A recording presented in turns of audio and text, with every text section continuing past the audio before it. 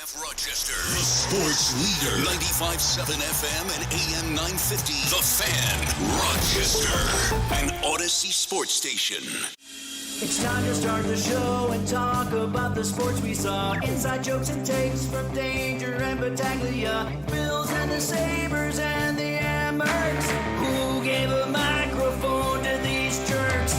Gene's a big timer, a social misfit. Clueless to the title of the biggest buskeg hits. Chuck Munchie's goons have the last say. So thanks for your time, Mr. Mayo. Danger likes his cold ones and he likes his bears. But this is Rochester, cute Francesa. Oh, who cares? He's critical of Sean, he's critical of Al. And of course he married Sandy, cause she's Italian. Welcome to the sports bar, that's where you are. Welcome to the sports bar, that's where you are. Welcome to the sports bar, that's where you are. With Danger and Battaglia. We are so back. We are back for another afternoon of fantastic sports talk in the Flower City. With that, we welcome you into the sports bar, Danger and Battaglia. Many ways that you could be enjoying the show today. We appreciate it however you may be doing so. 95.7 FM. AM 950, the free-to-download Odyssey app, your smart device. When you ask it to play 95.7 The Fan, we've even got our video stream up. You can watch the sports bar on our YouTube channel at The Fan Rochester, on Twitch at The Fan Rochester, and, of course, you can reach out to us anytime at 866-4326. That's 585-866-4FAN. Good day to you, Mr. Battaglia. I am relaxed. I promise to give you 100% on the show today. It's not Bills-Texans week. It's Stephon Diggs week. We'll get to all that was said today. And we also have the baseball playoffs going on. The series, they'll always bury a series, right? And the one that they're burying, Detroit and Houston, was a pretty good game yesterday. Right now they're in the third, no score in this one. Which means tonight it's prime time for the Mets. So on Monday, where the Mets needed to win one, I was completely distracted. I apologize to you and listeners for just being too emotional. Yesterday, end of the show, did not start off well. Too emotional, all worked out today. No stress? No stress. No stress. No stress. All right. They could drop today and you'd still be okay. I think they're going to be okay. Okay. So if they drop today, even the series in Milwaukee. I'm not looking ahead to next weekend. That's how focused I am. I have to treat, we as fans can look ahead. I'm not looking ahead. Okay. I'm not looking ahead. All right. One day at a time. One game at a time. That's it. It's a pretty healthy mentality, I think. Sean Manaea on the mound today for the Mets. Oh, I thought you were going to say Sean McDermott would say one game at a time. We're not looking ahead on the schedule. We do have McDermott audio today. Maybe we can get to some. I know we'll get to some McDermott McLies. Because if you're talking about it being Steph Diggs week and Sean McDermott is being forced to talk about Stephon Diggs, I can promise you some McDermott McLies. The lie detector, it's going to start smoking. It's going to have a mushroom cloud above it. Overheating, yeah. We will get to that this afternoon. We do have a great show lined up for you. We're going to be talking to the host of the Maggie and Perloff show that you hear every morning here on the Fan Rochester. Maggie Gray stopping by the sports bar later this afternoon right around 4:25. Maggie's one of us, right? She grew up in Binghamton and worked her way up, and now she's hosting Mornings with Perloff on the Infinity Sports Network. And in growing up in Binghamton, she became a Bills fan. Her brother went to the U of R. They would vacation up here. She married a Rochester guy. Yeah. So it's a couple times a year we invite Maggie in, and this is strategic. Like, hey, Maggie, come on with us during Houston week, Diggs week, and just confirmed it minutes ago. And Danger, happy to report, she's like, well, and what would you like to talk about today? I'm just like, okay, we want to talk about, all right, do the Bills need a receiver? Certainly thoughts on Diggs. What about Devontae Adams? And we'll get to all that. And why on earth Perloff would think you would have a prostate? I was listening this morning, if you caught that. Sometimes the things that comes out Hold on a second. Yeah. Wait. So this morning on their show, Perloff was telling Maggie to have her prostate checked? Perloff asked Maggie, do women have prostates too? But he didn't do that off air. He did it on air. Well, and they kind of have that same sort of, it's not a men's club with Maggie there, but that sort of mentality like, okay, if you're going to say something dumb, we're going to just razz you about that's the way it should be. The rest of the show. That's right. That's the way it should be. Yeah. I kind of sympathize with Perloff a little bit. Not because he asked that question or assumed that women had prostates, because I too can be an airhead. I too can say things from time to time that just don't compute. It doesn't compute, or I'll go blank, or I'll forget a word, or I'll just say something that just doesn't make any sense. It makes no sense. Perloff would believe that women have prostates, but I kind of sympathize a little bit. I don't know. I feel kind of bad for him because I feel like I've been in that situation as well, where I've said something and then somebody will look at me and be like, "You don't really believe that, do you?" I'm like, "Well, I don't really know. I'm not that bright. Can you walk me through it? I'm sorry." Perloff's a smart guy, though. But even at that point, yeah, he's a smart guy. He wrote for SI when SI was actually a thing, and they printed magazines. So, I mean, for years, if you're not familiar, he was on Patrick as the producer. McLovin. Yeah. So it defies explanation, but I guess part of it, too, Danger, is that if you're getting up every morning, like what time, 4 a.m. to do the show, I can't. I live with it. I know what that's like. Yeah, sometimes maybe your brain just locks. Sandy sometimes, well, not sometimes, a lot of the time will just complain, like, I think my memory is going. I think I'm losing my memory. I think I'm losing my mind. And, you know, I don't want to tell her that she's losing her mind. I will say, rather, you've been up since 4 a.m., 3:30, 4 a.m. You've been up since very early. Ladies and gentlemen, that is what a veteran does. You don't say, "Tell me more about losing your mind." Yeah. You are losing your mind. No. You pivot and you sympathize. And then with you your throw partner. on like a little maybe, for getting up every morning at 4 o'clock. You don't look like you've aged at all. You look amazing. You look the same as you did the day I met you when you were 22 years old. And you get up every day at 3:30, 4 o'clock? Could have fooled me. You look well rested. No, that hour, that ungodly hour that you're forcing yourself to get up at every day, if you do that show, a morning show, radio, TV, I don't care what it is, it's going to have an effect on you. It's going to have your routine is not a normal routine. We'll get into it with Maggie Gray. She joins us at 4:25 later this afternoon. We had to call an audible at the line of scrimmage. PJ Glasser. Hey, look, we'll give him a hall pass today. He's going to the O's game. Yeah, he's like, "Hey, I got tickets. You know what, PJ? Go enjoy. Have fun, buddy." Yeah, your team needs this one. The Orioles losing 1-0. The Witt single being the only RBI from yesterday. So the Orioles, that's coming up at 4. Yeah, I don't think we want to listen to PJ tailgating and let him have a good time today. We'll do it next week. I'm like, well, okay, who could? Oh, wait a second. Kate Constable, who's on the BetQL network, the Better Angle, where we'll get some of her thoughts, but there's an extra kind of benefit having Kate on. She's a massive Timberwolves fan. That's Karl right. Anthony Towns. That's right. Okay, this hasn't gone through yet. Could this fall through? And does she actually like this trade from the other side? I know many Knick fans that I'm talking, I'm like, it's kind of one of those, I don't know. I think Knick fans will like the deal if they have an assurance that Karl Anthony Towns won't be a bitch. I think that's what they're all worried about, right? Like, you're worried that he's going to come in and be soft or be what he's been. In that town that doesn't play. That's correct. At all. That's correct. So if he comes in and he's hard, he'll be okay. And the Knicks he'll adjust immediately. He's got a relationship with Tibbs, so you would think that he knows what he's getting when he gets that player in his system. So I don't necessarily believe it's a bad move for the Knicks.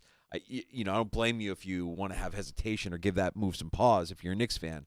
But I think it plays out long term really well for the Knicks. We'll get Kate's thoughts on it as well as maybe some plays. We got Week 5 of the NFL kicking off tomorrow night, Thursday Night Football, and we'll ask her if she has some favorite plays from that as well. Okay, I guess. Thank you, Ed, for writing in. New York City Mayor Eric Adams was asked that very question last week about prostate awareness event. Does a female have a prostate? Perhaps Perloff was being satirical about Adams' gaffe. Could have been. I didn't realize that. That's worse. It's one thing for a radio guy not to know that, but you would think the mayor of New York City might not have that. Right. Yeah. got some other things on his mind, though, too, right now, if I'm not mistaken. Yeah. He's got some stuff happening. So Kate Constable stopping by the sports bar, 3:25. We'll get her take on the Karl Anthony Towns potential trade. We'll get some MLB postseason talk in with her, and we'll talk some NFL and college football as well, all with Kate Constable. As I mentioned earlier, you can join us at 866-4FAN, 585-866-4326. And while we have a second here, Gino, a reminder to our regulars, to anybody who listens to the sports bar, anybody who's a sports fan, come and hang with us. We're going to kick off your sports weekend Friday afternoon. Our home away from home, another Friday Football Talk Live this Friday, Three Heads Brewing on Atlantic Avenue in the neighborhood of the arts. I love doing this at Three Heads. Last time we were there was right before the start of the season. It was on opening night, and the Chiefs and Ravens, everybody really excited about that. And, well, this time around, Danger, we've got the Bills and the Texans. We've got a lot of good stuff happening out there, so invite you to join us on Atlantic Avenue, neighborhood of the arts, Three Heads Brewing, coming up on Friday. We had this one circled. I mean, as soon as the schedule released, we had this one circled. Have this one. This is the Friday Football Talk Live we got to be at, because we know what this week is going to be about. It's going to be a lot about Stephon Diggs. So we'll culminate our week of sports talk and lead you up to that Sunday kickoff with Friday Football Talk Live from Three Heads. Bring also our friends from Reservoir Dogs there. All of their hot dogs are named after characters from the movie Reservoir Dogs, which is kind of cool. You should check out while you're there the Mr. Blue. It's either a beef hot dog or burger topped with applewood smoked bacon, blue cheese, honey bourbon barbecue sauce, crispy onion petals. They fed us the last time we were at Three Heads. It was phenomenal. Love what they're kicking out there at Reservoir Dogs, and also a big fan of the Leaping IPA, your new favorite beer for you to watch this football season with your favorite team and the greatest beer label of all time. Three Heads on Atlantic Avenue, the neighborhood of the arts. We will be there Friday afternoon, 3 o'clock. Hope to see you there, and we will kick off your sports weekend with a cold one. We can share a cold one and maybe a win or two. The table is set. I cannot wait. Sean McDermott. Can we get to some audio here, Danger? Of course. Now, I've only got, and this is your update audio here, Gene. This is 14 seconds. Sean McDermott on Stephon Diggs. 14 seconds. If he says, let's lay the ground rules. He's a really good player. If that's the baseline, right? If it's anything above really good player, that's a lie. But if he talks about how much he respects Diggs, that's a lie. How about this? This is a little bit longer. In fact, it's a lot longer. I've got 1:40 on Houston's wide receivers and Stephon Diggs. Ooh, 1:40. This is lengthy. 10. Oh. 10. All right, you're keeping track? I'm keeping track. And everybody keep track, too. All right, play along at home. Yeah, very talented football team, very talented in this case offensively. Extremely talented on the perimeter, of their offense with the receiving core, as you mentioned, and it's really hard to stop all of them, right? Because you don't have enough guys to double team all of them there. So that we'll have our work cut out for us. Steph's playing at a high level. He was a really good player here and competitive, as you guys know, and he's highly competitive on tape as I watch, and playing at a high level. So it'll be a big challenge for us. You and Josh, the team as a whole, have been very respectful towards Stephon following his departure. Even Josh went out of his way last week just to clarify that everybody eats isn't about the long question. It's not Waro. It's Waro. Waro, stop. But when Steph Ask the gets to question. Houston and says you thrive in a space where you're loved, you thrive in a space of being around who truly care and truly want to see you win, does that seem like a knock against the Bills? How do you take that? Okay, stop. Yeah, we respect Steph. We love Steph. And like I said, he was a very good player for us, John, and highly competitive player. And what I see on tape, he's doing the same thing. So our focus really needs to be there, and we move forward. That's really where we're at on it. And it's going to be a highly competitive game between two teams, and that's what we're looking forward to. Highly competitive game between two teams. Yeah. I was waiting for that third team to be a part of the big competition. If anybody was betting the over on that one, my apologies. I didn't know we'd have a 45-second question. Yeah, it was a minute 40 clip with 45 seconds of it being a question for Waro. Yeah, we love stuff. Get out of here. Lies. Lie. Well, and two could probably play at that game. We don't have audio of Steph Diggs talking to the media, but I'm sure if he was asked about his time at Buffalo, he would say great things about pretty much everything in Buffalo, with maybe the exception of the head coach. I don't think they get along. I don't think the head coach and Steph Diggs get along. I'll just throw that out there. Look, that's going to be the storyline, the Command's headlines this week. Buffalo and Diggs. And it's funny. This morning, fire up my X feed. Oh, there's Jeremy Fowler with a story about this, and then quote, maybe we can move on. I'll save you the time. Again, nothing. You're not going to learn anything that's new. Oh, I did find it interesting. I was watching Get Up this morning, and there was a lot of Devontae Adams trade talk. You're kidding. I'm just going to throw that out there. Wait. Devontae Adams trade talk on a day where something really happened. You wouldn't want to be talking about this. But you mean, look, let's keep the focus on the Bills versus Diggs. Let's not talk about, I don't know, that other thing. Not even a whisper of the Von Miller suspension during Get Up. Nothing. Wow. Nothing in the crawl. Nothing. I did see something cross my feed from Good Morning Football. I think Rappaport mentioned it as part of like their headline segment as they're going through the headlines, because you have to. That's what you're doing. Get Up, more of a commentary show, and they do their goofy lists and whatever they do, and there wasn't a single mention of the Von Miller suspension. Not one.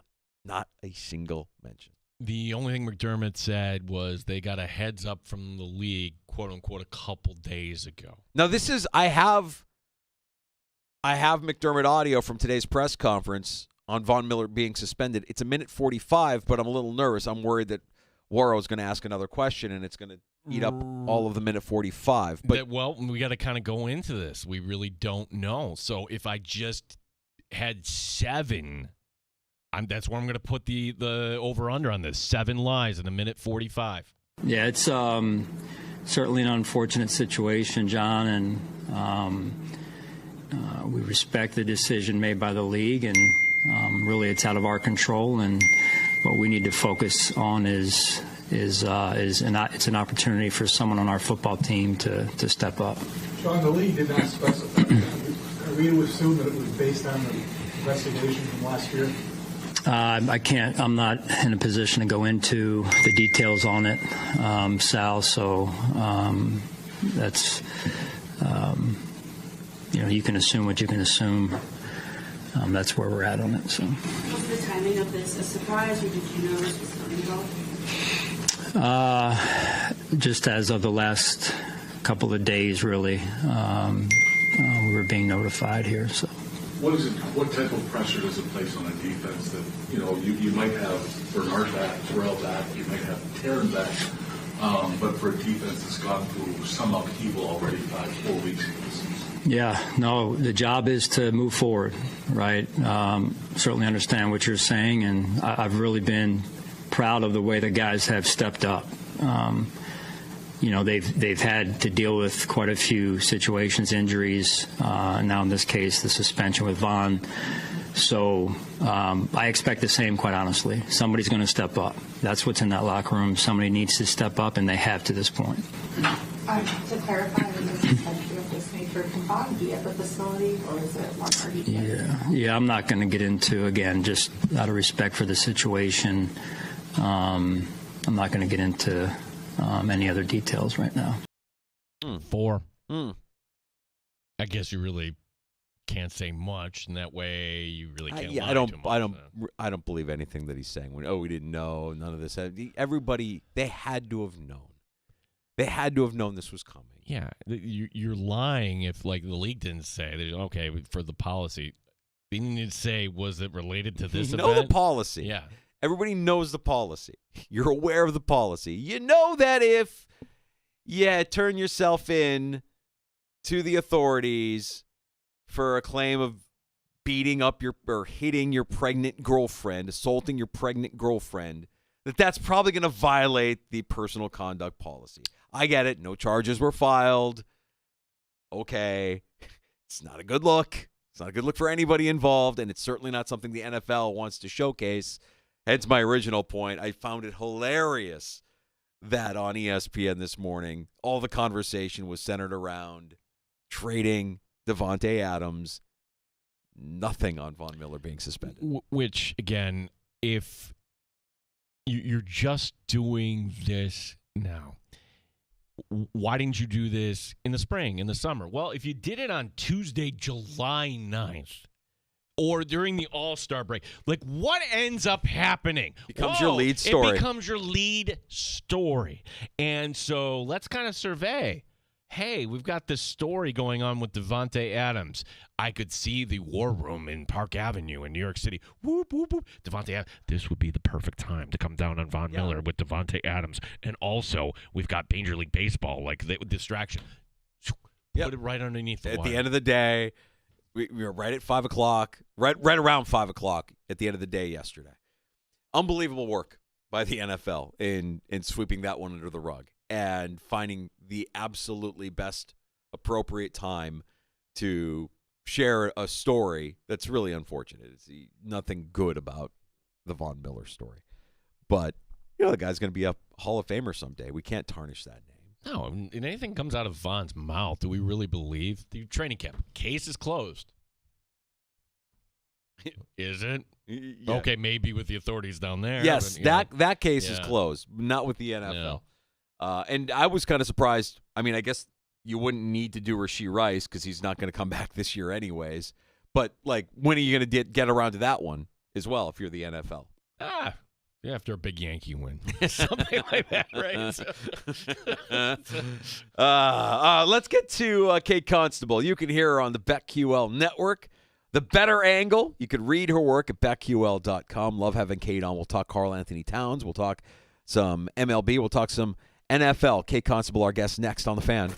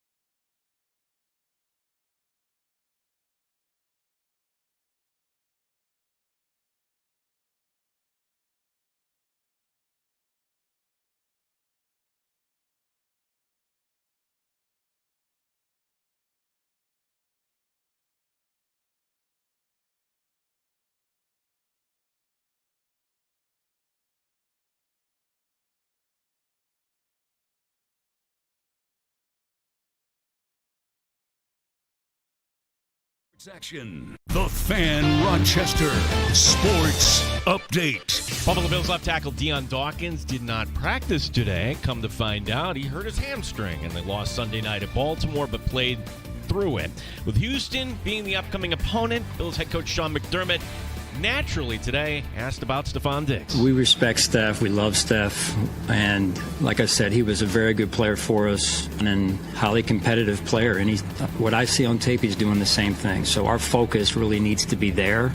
We'll talk some Week 5 action in the NFL. Kate Constable, the BetQL Network, joining us next year in the Sports Bar. Baseball playoffs in Game 2 between Detroit and Houston. There's no score, bottom of the third. Kansas City and Baltimore coming up at 4:30. The Mets in Milwaukee at 7:30. The NCAA Men's Division I Hockey Regionals coming to Blue Cross Arena in 2028. Gene Battaglia, the sports leader, the Fan Rochester.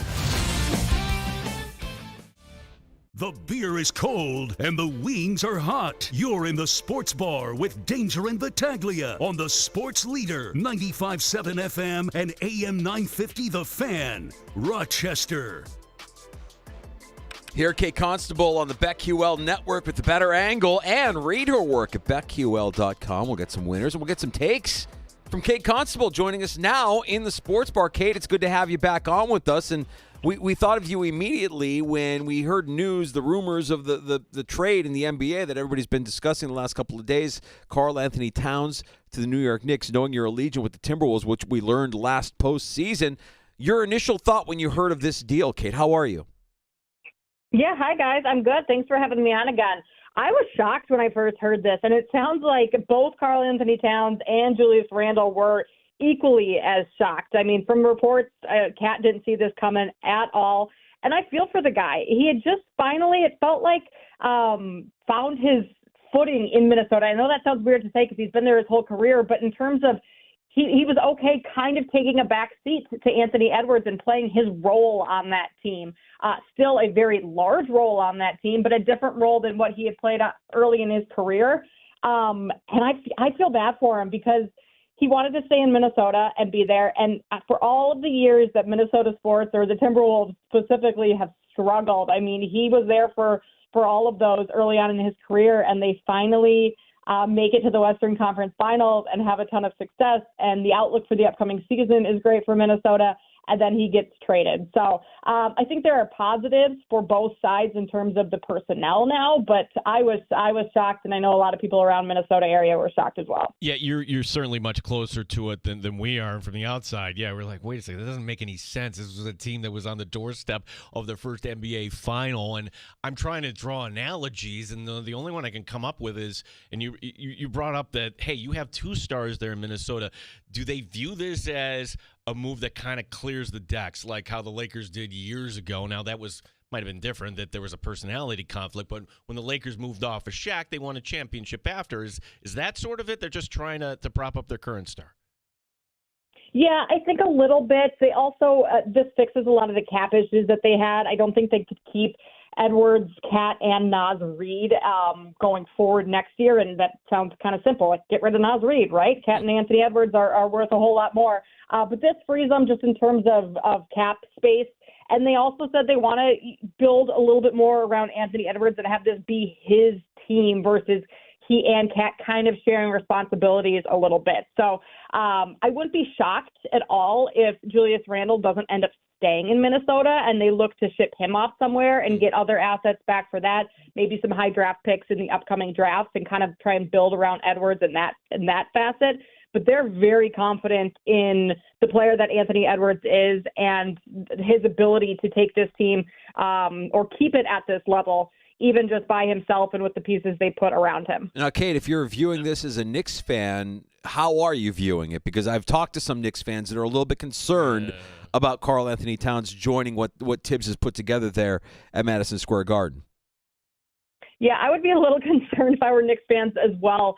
I struggled with Karl Anthony Towns for a while because he is a little soft. You know, he kind of shuts down when things don't go his way. So mentally we'll need to overcome some of those things. And he started to in Minnesota. And that's what I was alluding to, like really finding his role there. It's going to be a learning curve for him to find the role within this Knicks offense. And I think there is a place for him. He'll be great in the pick and roll with Jalen Brunson, the pick and pop. He can stretch the floor. all of a sudden, the defense has to shift over towards Cat. You have Mikal Bridges. You have some other shooters on the perimeter that can knock down shots. So spacing-wise, I think that he actually fits fairly well. It's just getting him to buy into this Knicks team, and that might not be an issue at all. I mean, he was coached under Tibbs in Minnesota when Tibbs was there, so they have some familiarity. But I know fans are disappointed in losing Dante DiVincenzo, too, just because he was one of the Villanova guys and a favorite, and honestly played really well last year, especially in the postseason. So I think losing him is going to be a little bit bigger of a blow than the Knicks might think so. But it'll take some time for Cat to kind of figure things out within that offense. But once they do, I think the Knicks are going to be pretty good. Kate Constable, you hear on the BetQL Network, joining us here a little bit, and we got a lot of time to talk NBA. We have the NFL Week 5 coming up here, and as we look at some of these games, and you figure if you're coming on in Western New York, we're going to ask you about the Bills, who I was looking on BetQL. They start out getting 1 point, and now they're giving 1 point. Buffalo in Houston, Bills coming off really something they haven't had here in a few years. They got their butts whooped here. So how do you think this team responds, Kate?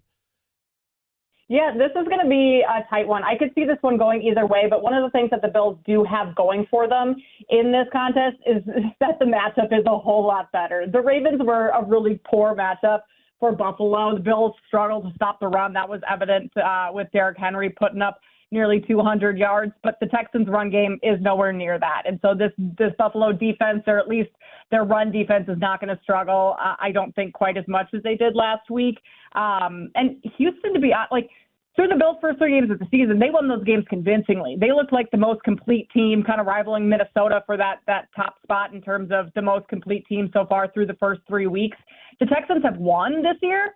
Their record is great with only 1 loss, but they haven't been all that convincing in all of those wins. So I would be totally fine taking Buffalo on the money line. I think this is also going to be a little bit higher scoring game. 47.5 is the total I'm looking at right now. Yeah. I think you could take the over there, but I've been very impressed with Josh Allen and what he's been able to do with the receiving core that he has, not having one of those big-time names, but really utilizing the players that are in that locker room and that are taking the field every week. So I do think this game is kind of a coin flip.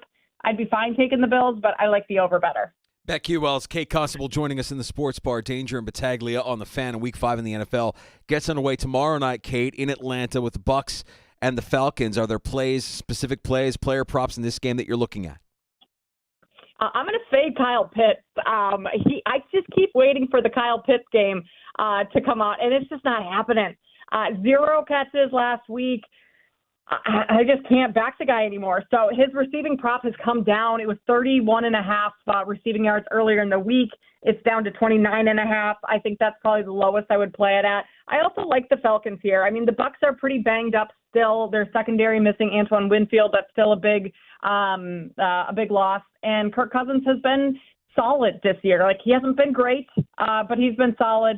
I think they can get the run game going a little with Bijan Robinson, and ultimately just, being at home also is a big factor in these division games. So I'm looking at the Falcons. I know the line has been moving in the other direction with money coming in on Tampa Bay throughout the week, but I like the Falcons to get it done. Kate, one game I want to ask you about, the Raiders and the Broncos. I subjected myself to watching the whole Bronco-Jet game last week, and I came away thinking, all right, Denver has a good defense, but Bo Nix, that's a work in progress. They do get the W. My question is about the Raiders, because you have a team here, and then we don't know the answer to this question. How was Adams in that locker room? Because if he was kind of an outcast or he really didn't click with the guys, I don't see this being an issue. Or is it an issue? Is this an unnecessary distraction? Vegas, what I'm looking at here on BetQL right now, getting 2.5. How do you view this matchup? Yeah, I kind of think that this might be one of those cases where the team actually plays better with a player addition by subtraction is the saying. And having Devontae Adams out of that locker room, it might be best for both parties. So I would take the Raiders with the points in this one. Bo Nix has been extremely underwhelming. They can't get anything going with that offense. And I think, similar to what we saw with the Panthers when they benched Bryce Young, they got a bump the next week, went out and won beat the Raiders, actually, won that week. The Raiders last year, when they fired their Josh McDaniels and Antonio Pierce took over, that gave them a bump. They went out and won that next week. So I do kind of wonder if maybe Devontae Adams not playing in this game or not being around the team and in that locker room might actually give the Raiders some more momentum or something, a little bit more to play for, and they might come together here. So I do like the Raiders plus the points, even though they're on the road in Denver. Kate, we had the chance to see what Baltimore's offense can look like when they are going up against an opponent and they're able to just out-physical them, outmatch them. Clearly, they were the better team on Sunday night against Buffalo. But I also believe that this can be true, that the Ravens aren't as good as they looked on Sunday. The Bills aren't as bad as they looked on Sunday. And the Ravens now go into a divisional matchup against the Bengals, who got their first win of the season against Carolina. So in a divisional game with Baltimore now, -2.5 at BetQL. Do you think the Ravens cover here, or do you think that there's a little bit of a letdown and the Bengals make this a more competitive matchup? Yeah, I think this is a letdown spot for the Ravens, just coming off that big win against the Bills. And, I mean, beating the Panthers was not anything special, right, for the Bengals last week. But they finally got things going, and they can build a little momentum coming into this week. Joe Burrow, his connection with Jamar Chase gets better every week. Having T. Higgins back and healthy in the fold, that makes them better. So I do like taking the Bengals with the points. This would also get the Bengals back. A win here would get them kind of back in the running in that division, and they wouldn't totally be out of things. So I think we do see a big game from Cincinnati. My favorite play in this game, though, and maybe on the board all week, is the over right now. It's 50.5. It's so high. It's the highest total on the board this week. But you have an offense in the Ravens that likes to run the ball, going up against a defense in the Bengals that can't stop the run. And you have an offense in the Bengals that likes to throw the ball, going up against a defense in the Ravens that isn't great at stopping the pass. So the strengths for each team go up very well against the negatives for the other team. So I think we're seeing a ton of points in this game. Both teams offensively are going to thrive, but the Bengals come out on top and cover with getting 2.5 points.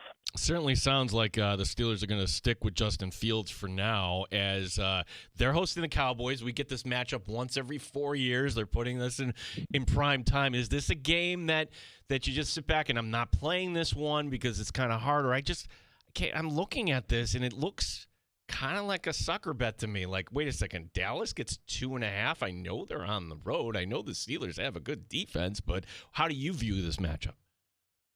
I actually like the Steelers in this one. I think they win. They cover the 2.5. Dallas is not a good football team. They're really not. And they don't have any depth. And I think that's the biggest issue, especially going up against a defense as strong as the Steelers, is that Dak Prescott, outside of CeeDee Lamb, just really doesn't have that many weapons to get the ball to.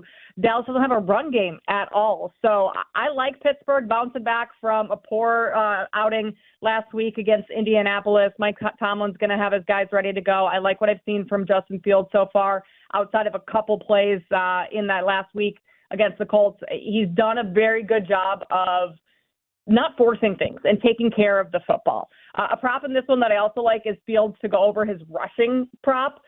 Cowboys have been terrible at stopping the run. They're giving up the 6th most rushing yards. And I think even though Justin Fields is the quarterback and not the running back, he can utilize his legs. He's great at scrambling. His prop last week, I haven't seen a number out for this. Last week it was 39.5, so I would imagine it's around there, if not maybe a yard or two above that. But anything under 40, 43 or so, I would look to take the over for Fields. All right, Kate, indulge me for a moment, because I will be in your city this weekend with the sole purpose of going to Soldier Field on Sunday. I'm taking my daughter to her first Chicago Bears game, and I got to know what the talk around the city has been with the Bears at 2-2. Is this a letdown for the Bears after they get the win against the Rams at home? Are the Bears going to continue their success at Soldier Field? I want to say that they have the longest home winning streak in the league right now. With the Panthers coming in, Andy Dalton revenge game. What are your thoughts on this matchup here in the early window? Yes, the Bears do have the longest home win streak, and I think they keep it going. I'm not sure they cover the 4. That seems a bit aggressive, but I do like what they've done week in and week out. They keep building upon things. Caleb Williams' start is just looking more comfortable each and every game. So I do like them to win. The city's excited still, even at 2-2. Everyone is all jazzed up. I'm not even going to the game, but I'm going to go over and tailgate in the morning. So, those are the types of things that I never would have done these past couple of seasons when the Bears have been awful, right? But it's exciting now. Caleb Williams has been fun to watch, even though he hasn't been quite as electric as Jaden Daniels or Malik Neighbors. But things are on the up and up in Chicago, and you can feel it in the city. Kate Constable, our guest here. Tell everybody about the Better Angle, and you've also got a show on Sundays as well here, too. Yeah, the Better Angle on Saturdays from 4 to 7. In the East, we talk college football, kind of sweat out those games as they're going on, and then obviously preview the NFL slate. And then Sunday mornings, we're right back at it from 8 to 11 a.m. Eastern, breaking down every single game on the slate. We give props, sides, totals, all of that for every single game of the day. So a lot of opportunities to listen in and get some good bets. Fantastic work, Kate. Really appreciate the time. Enjoy the rest of your week and have a great weekend. Thanks, guys. We'll talk to you again soon. You got it. There's Kate Constable, BetQL, here on the BetQL Network and the free to download Odyssey app, and you can read her work at betql.com. You go back to the beginning where we were asking her about Karl Anthony Towns, and she's a Timberwolf fan, has followed them closer than anybody you can imagine. And just to hear her say that he's soft. Yeah, mentally soft. But if there's a saving grace for Knicks fans, it's that I think Thibodeau probably knows what he's getting because he's got a history with him. I guess maybe two is, whose team is it? It's Brunson's team. Correct. That's his team. So if he comes in with that mindset and just goes about his work there, yeah, I would think the playoffs hit a little differently in New York than they do in Minnesota. I get it that they made the Western Conference Final. I'm just kind of shocked that actually the Timberwolves made that move. Like why? Like, was there a personality conflict? What was it? Because you normally don't see a team that's right on the verge of getting somewhere that they haven't been. Like, yeah, you know what? We need to kind of tweak this here. Right. Exactly right. So a bit of a surprise for the Timberwolves fans, for Karl Anthony Towns, certainly. But, hey, look, they're getting Julius Randle's no slouch. They're getting Dante DiVincenzo, which I think has the Knicks fans more upset than anything. It's like, oh, they're losing a fan favorite, a guy who played really, really well down the stretch in the postseason for the team. So we'll monitor that as well. And Kate on BetQL.com also laying out 3 bold predictions. It's bold prediction season in the NBA, so she's got a couple of really bold predictions to share that you can check out as well. Again, BetQL.com. We'll take a break here. I've more thoughts here as I continue to kind of dwell on the passing of Pete Rose. And you know, the more I think about it, the more I kind of get angry at the state of where Major League Baseball is. Not just Major League Baseball, really all sports, and how Pete Rose was viewed through this lens of just being a guy who bet on his own team, a guy who bet on baseball. I have some additional thoughts on that. Okay, I've got some more thoughts on Pete Rose. I might keep it a little lighter than you, Danger, on that too. And hey, bold prediction. Oh, wait a second. I heard this little nugget from the NFL in regards to scheduling. I'm like, oh, I'm calling my shot. I think the Bills are a perfect fit here. Okay, we'll get into that. Some hot schedule talk for 2025 already. We'll get into that, and don't forget joining us next hour from Maggie and Perloff here on the Fan Rochester. Maggie Gray, the Infinity Sports Network, stopping by at 425 as well. We have time for your calls if you want to join us at 866-4326, 585-866-4FAN.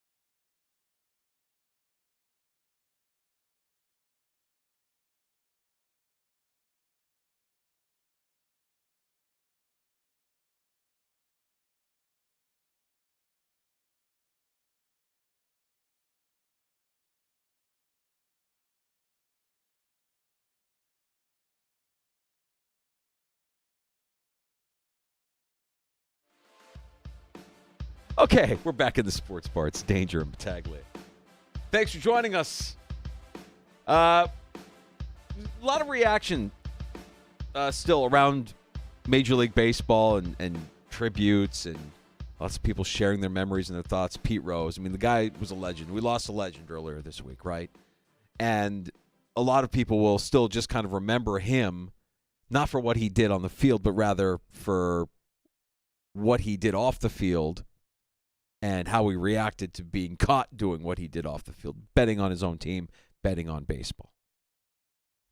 And as we were getting off the air yesterday, Gino, I don't remember who it was. One of the baseball writers mentioned this, that the take that a lifetime ban on Pete Rose is over now that he's passed. That's John Heyman. Heyman, yeah, like, okay, life is over. Put him in the hall, right? No, I agree. Like, put him into the hall, right? It makes sense. Because he was viewed as the face of gambling, not just in baseball, but he was viewed as the face of gambling in like all of sports. He was ostracized for betting on his own team. He became a pariah, all due to him participating in sports wagering. Now, all these years later, college and pro sports have realized just how much money can be made off of these books. And look, we're not immune to it. We're guilty of it as well, constantly encouraging gambling. They support us. We support them. Sports leagues do likewise, partially because our pleasure centers are fried. It's no longer enough to just watch a game. You need to bet on it as well. At minimum, you need to scroll on your feed and get real-time reaction to what's going on and what you're watching. Now, I think about what Pete Rose did. In a lot of ways, Pete Rose was a trailblazer. Told you through his actions that it's not enough to just play or watch the game. You need to gamble on it. Otherwise, it's too boring. You don't have to agree with that notion, but there's a lot of people that want you to believe it to be true. And in many ways, leagues are acknowledging that Pete Rose was actually right. He was actually onto something. Major League Baseball is telling you that you should bet on the games. If they're okay with gambling, they should be okay with letting him into the Hall of Fame now. Okay, your take here, you're kind of veering off the road and going back on the road. You're absolutely right here.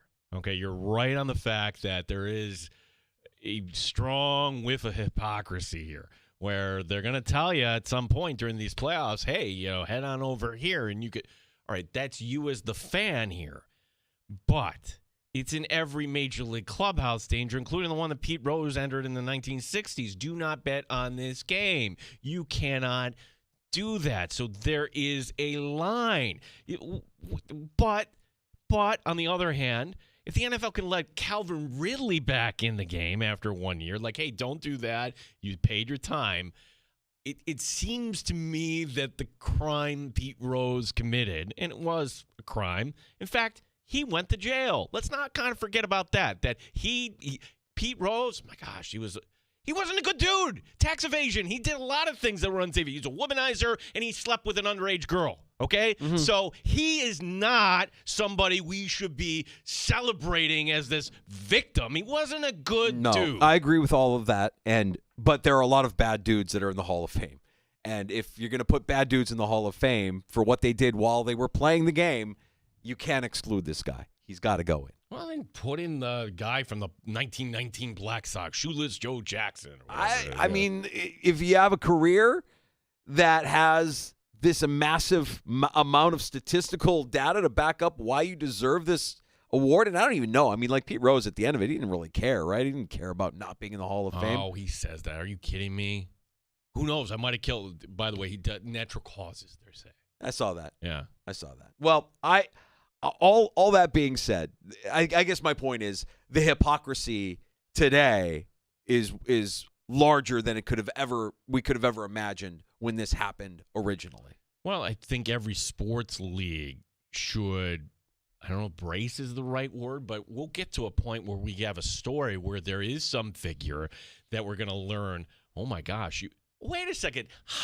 That just kind of happened with Shohei Ohtani, did it not? It really did. I'm waiting for the politicians to dial it back. And I know there's already some mumbles and some murmurs and some rumors, and the politicians are going to find a way to kind of dial this back. I don't necessarily like that. I'm a fan of personal accountability. Like, I'm an adult. I can make up my own minds. I know some people will go too far, and they don't have that restraint. But I think if you can make good choices, you're probably going to be all right. Know what your limits are.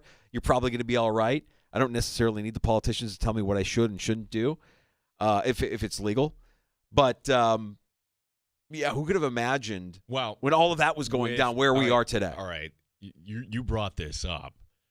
Does the drinking age? What, it went from 18 to 21? Well, the fact that there even is one. Why don't we have a betting age? That's honestly, that's something that, hey, you're making all sense. Make good choices. Make this, make that. Oh, we do have a betting age. It's 21 plus and physically present in New York. Yeah, right. I mean, I read the disclaimer every time I have to talk about FanDuel. All right. I mean, just because I say that it's 21 plus and because they put out there that it's 21 plus, am I naive enough to think that there are kids that are in high school that aren't using these apps? Of course. Yeah. But, again, I would say, whatever I'm not saying that the sports books aren't at fault. The sports books are doing a lot like what the tobacco companies did back in the day. They're preying on kids. They're getting kids to see how much fun this can be, and it looks appealing, and they're getting, Kevin Hart and LeBron James to talk about all you can do. I see what they're doing. You see them working. I see them working. I just think it's fascinating that we are where we are today, and Pete Rose, through all these years, as things were changing, a guy who was playing in the sport, who was managing in the sport, I mean, this isn't enough. This is just not – I want to make some money. I want some action. This is boring. Get me some bets. They didn't have Twitter back then. He couldn't just scroll.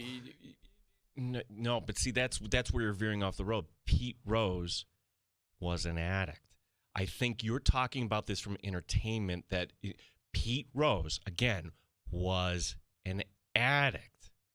He was addicted to women. He was addicted to gambling. He was addicted to baseball, you can kind of say. Can I lighten the move here, Danger? Yeah. I got one. Okay, so if you love baseball, and I love baseball, and you love baseball too, and you've been maybe scrolling through your feed, stop with this stupid meme. Pete Rose walking into a cornfield. If you want to fantasize about Pete Rose, Willie Mays, Hank Aaron, whoever else is no longer with us playing in a cornfield, knock yourself out, okay? You do you. Don't put it on my timeline, because none of these guys ever played in a cornfield. Also, is Field of Dreams really about baseball? Is it? No. It's a movie that its theme is about daddy issues. That's my Ray take. was never loved. Yeah. And if you love that movie, probably you had daddy issues too. That's my take, right? I believe that was the first thing. When you said Field of Dreams, I don't really watch that movie because I don't have daddy issues. I had catches with my dad. Me and my dad would play catch whenever I wanted to. I don't understand. What's the appeal of that movie? It was always baseball. It was always, Dad, can we have a catch? We have a catch.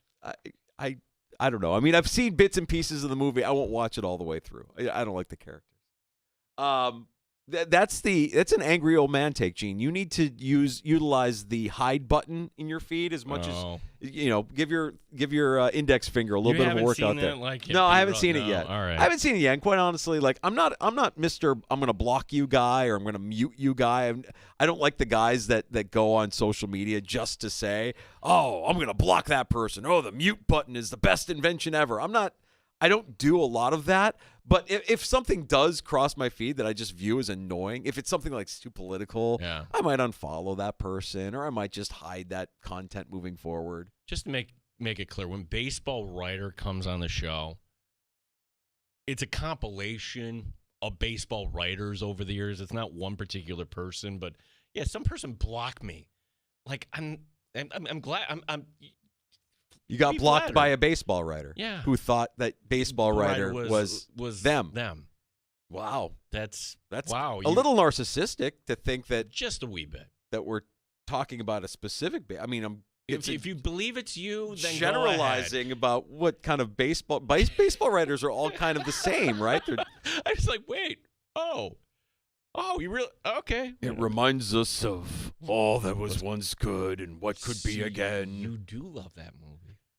Baseball has marked the time. It's always been the one constant through all the years, Ray, has been baseball. I've got my Bills schedule prediction. You want to save that here? Yeah, let's take a break. Yeah. We'll take a quick break. We'll come back. We got a lot to get to with the Bills here before we get to Maggie. Megan Gray, who's joining us at 4:25. Sean McDermott speaking to the media today. We've got an injury to discuss on the Bills' offensive line, and of course, it's Steph Diggs week, so we'll get into some McDermott McLies as well. That's all on the way here on The Fan. You're listening.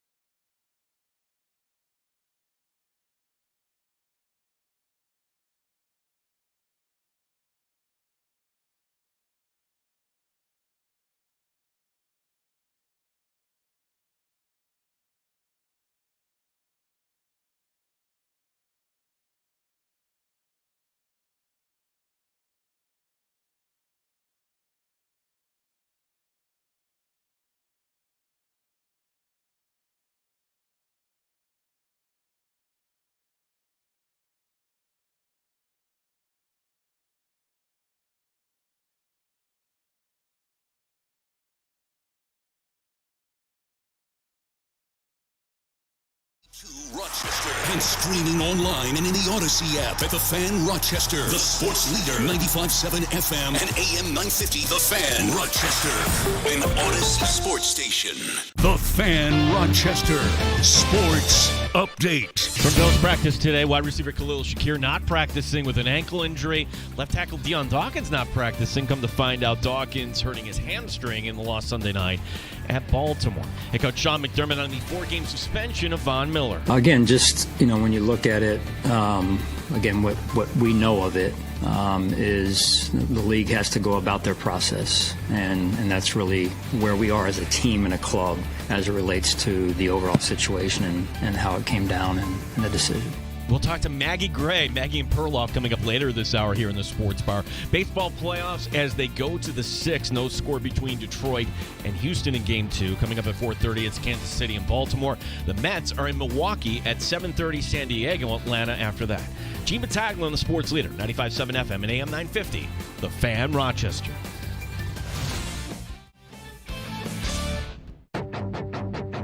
The Sports Bar with Danger and Battaglia. Very talented football team, very talented in this case offensively. There's incentive on both sidelines. Diggs wants to show it to the Bills. Allen, he wants this one. This is one that I think both teams circled on the calendar. But this is one that I think the Bills bounce back in because I think they just match up so much better against Houston. I think they bounce back in a big way. I don't think you're going to see any bulletin board material, especially on the Bills side, because I'd imagine those are part of the marching orders from McDermott this week. Von Miller will miss the next 4 games after he was handed a 4-game suspension. Mike Danger. You know that the Bills aren't going to put up 2 bad games in a row, 2 stinkers in a row. They're going to regroup, and if they get healthier, if that happens, I think you have to like their odds. Gene Battaglia. Yeah, I think the Bills overall, can we just say they had a terrible night and just got to hit the reset? Because through 3 games, I think they look like they're playing some of their best football. 95.7 FM and AM 950, The Fan, Rochester.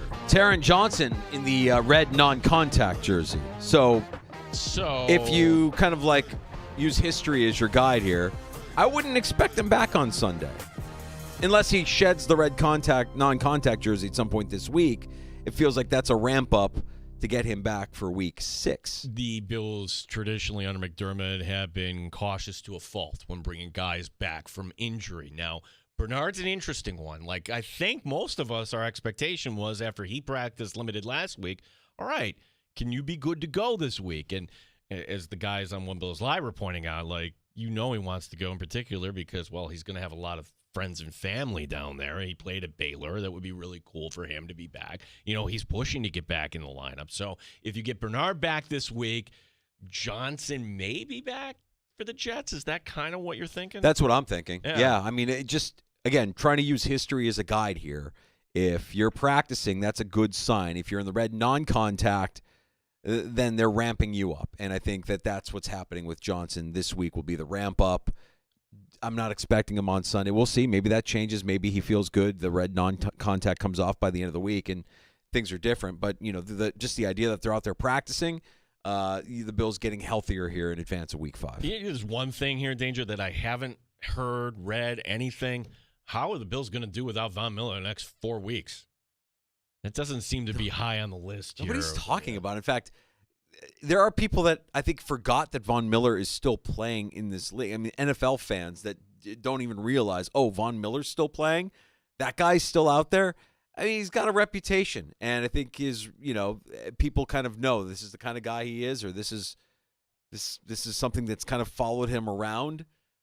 It shouldn't be a surprise. None of us should be surprised. If you're surprised at anything, you're surprised at the timing of all of it. Well, and it's funny because now when I had the take after the Jacksonville game, wait a second, you're up by 27. What is Von Miller out there doing? It's costing you money. And, he wants to be out there for obvious reasons, but he knows, the team knows, everybody in the inner circle knows there's going to be a suspension coming up pretty soon here. So you know what? My take of you don't want to tax him, you don't want to overuse him. Yeah, he's got a full month off here. I mean, when you trace this back to the restructuring in the offseason, it all kind of makes sense. Hey, you're going to get dinged. And when you get dinged, you're going to lose a lot of money. So let's restructure. Let's incentivize. It helps us now, and it's going to help you later on. Correct. It's a win-win for everybody. That's the way you sell that through to Von Miller, because normally a player would be like, no, I don't. You pay me what? Oh, this one makes sense. Now I understand why the restructure worked for Von Miller and for the Buffalo Bills. Everybody wins except for Von Miller, who's going to miss the next 4 weeks. And, oh, by the way, as predicted, when this was announced at the end of the day yesterday, in the middle of the Major League Baseball postseason getting underway and rumors of a Devontae Adams trade out of Vegas, nobody's talking about the Von Miller suspension. It's not even a whisper, man. I mean, ESPN, good soldiers, good partners with the NFL. No mention of this at all. Let's sink our teeth into the salacious Devontae Adams trade talks, and let's not even mention the bad guy in Buffalo who's going to sit for 4 games. Well, the word salad that the NFL puts out, concussion protocol, and that's what Taylor Rapp is in, protocol. You know, like where did we hear protocol before any of this? Oh, that was the government, whatever. We take this very seriously. Yeah. It's protocol. Okay, our personal conduct policy, as others point out, for what? Say it. Go ahead and say it. Why did you suspend? Violated the policy. Yeah. Point to the policy. Nobody wants to say domestic violence. We don't want to say domestic violence. We don't want to remember what this guy did in November. No charges, but he did turn himself in. It's just an ugly scene, a completely ugly scene. But, today McDermott basically saying, we're just waiting the league play it out, and we can't really Oh, no, I think everybody kind of knew this was coming, knew they were going to have to deal with this at some point, and they did what they did to lessen the blow for everybody involved. And now they move forward. And the NFL, nobody talks about domestic abuse. It's a violation of the personal conduct policy, if you're going to talk about it at all, which, at least on ESPN, I didn't hear him say a word about it. Yeah. Nothing. Not a thing. Yeah. Amazing. And granted, obvious point that has been said before, it'll be said again. Calvin Ridley gets suspended a year, and we get 4 games for this. Yeah. Yeah. So you had a theory. I have a theory on next season's schedule. So you keep reading these things, and now this is topical because, ta-da, we get the London game. And the funny thing about the London game, I think a lot of us like that routine. I personally like getting up on a Sunday morning and having some coffee and putting it on. And I don't need to be completely dialed in. Normally these matchups aren't marquee, but normally quite often the game involves the Jacksonville Jaguars. But this week it doesn't. It's the Vikings and Jets. So you had some NFL honcho making the rounds and saying that, well, it's not just going to be England. And, we've been to Germany, we've been to Brazil, bringing up other destinations, talking about laying the groundwork for a game in Australia. Here's another place. And I'm like, when he mentioned it, this makes sense here to me. And I'm going to call the shot because, well, for 2025 in the Bills schedule, the one thing we do know next year, all the teams in the AFC get the 9th home game. 9 times. Last time that happened, of course, was last year, and the league moved one of the Bills' home games to London. And if the Bills are playing in, well, right now, an outdated stadium next year, one that doesn't make you as much money as compared to others, it would stand to reason that next year would be a good time for the Bills to get tapped again before they move into their new home. Well, one of these destinations, Danger, they're talking about, the NFL's confirmed, they're looking at Ireland. I see it now. Sean McDermott, he's Buffalo Bills in 2025 in Dublin. I see it for a completely different reason. Bills fan base, bunch of drunks. Send them to Ireland. Let them go crazy. Ireland is like, who would you like to have in? Buffalo? Yeah, Buffalo? Buffalo for sure. Those guys will spend. We know the pubs will make money if the Bills Mafia comes to Dublin, Ireland. We'll run Guinness will run from the taps if Bills Mafia comes in 2025. I was thinking, cooking up just wild conspiracies in the back of my head, just thinking about the Bills and the future. And you brought up the stadium. In 2025, they will still be playing at Highmark, but the new stadium's set to open in 2026. What if this season the Bills do make it to the Super Bowl? A season where we kind of thought, we're kind of expecting them to be down a little bit. They don't look like they're as talented as they've been in years past. But what if this is the year that all of a sudden, I mean, if you're the NFL, if you're the Buffalo Bills, of course it's good business for you to win games. It's good business for you to be in the postseason, to be a relevant product, to get those primetime games. But to get to the Super Bowl, I mean, that's a global thing. That makes you a global property, right? You got more eyes on you than you've ever had.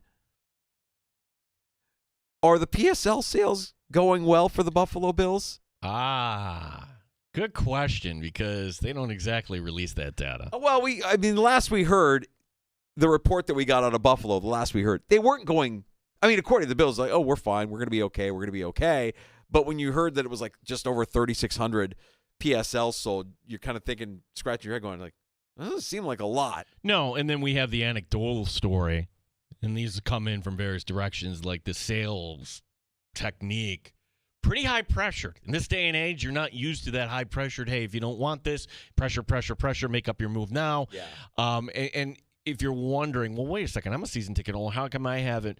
Well, no offense, you're probably sitting outside, in the rock pile area or wherever it is. They want to get to the big dollar things. They don't even want to make the lower PSL prices available because that's where most people would kind of drift to. They want to make sure they get the high-end stuff sold first. So what you're suggesting would be really good for business if the Bills made the Super Bowl, Danger? It would be good for business, wouldn't it? Yeah. I obviously it would be good for business, but not just the current business of the Buffalo Bills. More importantly, the future business of the Buffalo Bills, mainly filling a stadium with people who have paid thousands and thousands of dollars for their PSL. It's a slow go. Like, at what point do we really start to panic? Like, oh, actually, this is not my problem. This is not your problem. No, it really isn't. No, like they signed the lease. Too but bad. For the crowd that's out there that believes that the NFL is scripted or everything is rigged, I'm not one of those people. I don't subscribe to that. But I would find it a little bit coincidental if the Bills this season, a season where you could look at their roster and be like, this isn't a roster like they had 2 years ago, 3 years ago when they're playing the Chiefs and the Kansas. This isn't the same roster. This is not as talented. They're getting older. Josh Allen is Josh Allen. He's remarkable, of course. But if they just happen to find themselves in the Super Bowl at a time when you're selling PSLs to the new stadium, I would imagine that's a pretty significant boost to your PSL sales if that were to happen. I'm not saying that the two are connected. I don't subscribe to the NFL being rigged or scripted or any of that. But it would be coincidental. Right? That would be a strange coincidence. I think it would be coincidental. I think the NFL kind of looks at Buffalo as like their charity case. Honestly, the way they kind of look at it, like, hey, the building's going up. Are the PSLs danger for the NFL or are they for the Pagulas? The answer is for the Pagulas. Yeah. The deal is done. That's a refund for the Pagulas, whatever the share that they put in to kind of connect the dots, which they won't. I'm connecting the dots. The fact that the Bills are considering selling up to a quarter of the franchise, you need cash. And why would you need cash? Right. I think that would be a interesting coincidence. To your point about the schedule next year, if there's a game to be played in Dublin, go ahead and pencil the Bills in there. I think the NFL knows. Yeah, those drunks in Buffalo, they'll make the trip to Ireland. They'll that would absolutely be the one. Like Duffy's going. What? Yeah. Sean Meadows with a homer. Who's he? He plays for the Detroit Tigers. 1-0 Detroit leading Houston. The Tigers with runners on first and second. They are in the top of the sixth. Now, so walk me through this. If the Astros are eliminated and lose this game, the bracket stays the same. Yeah, there's no reseeding. So you would think, the Yankees get the Tigers. No, they don't. Even though the Tigers are the 6th, the Yankees are the 1. Right. The Tigers get the Guardians. Guardians. That would be a fun series. But I'll say this. If the Tigers do dispatch of Houston here, I wouldn't want to play the Tigers. No. I would not want to play the Tigers. No, Scoople's really good. That's why, I could see Guardian fans like, yes. No. Slow your roll. Slow your roll. We got Maggie Gray joining us next in the Sports Bar. You hear her every morning as part of Maggie and Perloff here on the Fan in the Infinity Sports Network. She's one of us. Bills Mafia, Rochester Ties. Love talking Buffalo Bills with Maggie Gray. She's stopping by the sports bar next on The Fan. You're listening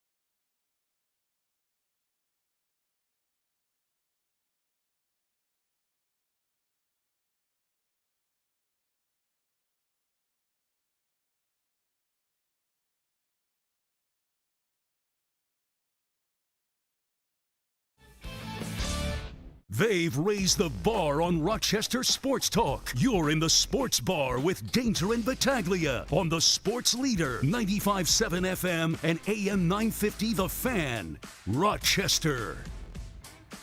You're back in the Sports Bar. Danger and Battaglia, always excited to welcome in Maggie Gray. You can hear her mornings. Maggie and Perloff here on the Fan Rochester and the Infinity Sports Network. Bills Mafia as well, Maggie. And I know that Gene wanted to, share a little story with you, a little tale. Yeah, and like I get being called like a big timer here on the show. This is not one of those stories, Maggie. And Maggie, first of all, thank you for your time today. And I figured you would get a kick out of this story. Now, this probably happens maybe a little bit more. You're down in the city. Doesn't happen too much in Rochester where you're walking on the street and then you see somebody like, wait, that is that a celebrity that I know? It doesn't happen here that often, but it kind of happened to me. But it wasn't in Rochester. I'm on a family vacation. It's a rainy day, and what do you do at the beach on a rainy day? You take a walk. And I'm walking on the beach with my daughter, and somebody comes the other direction, like real quick, but then my brain just kind of discounts that can't be this person. We're like in a different state, and I just kind of go about my walk.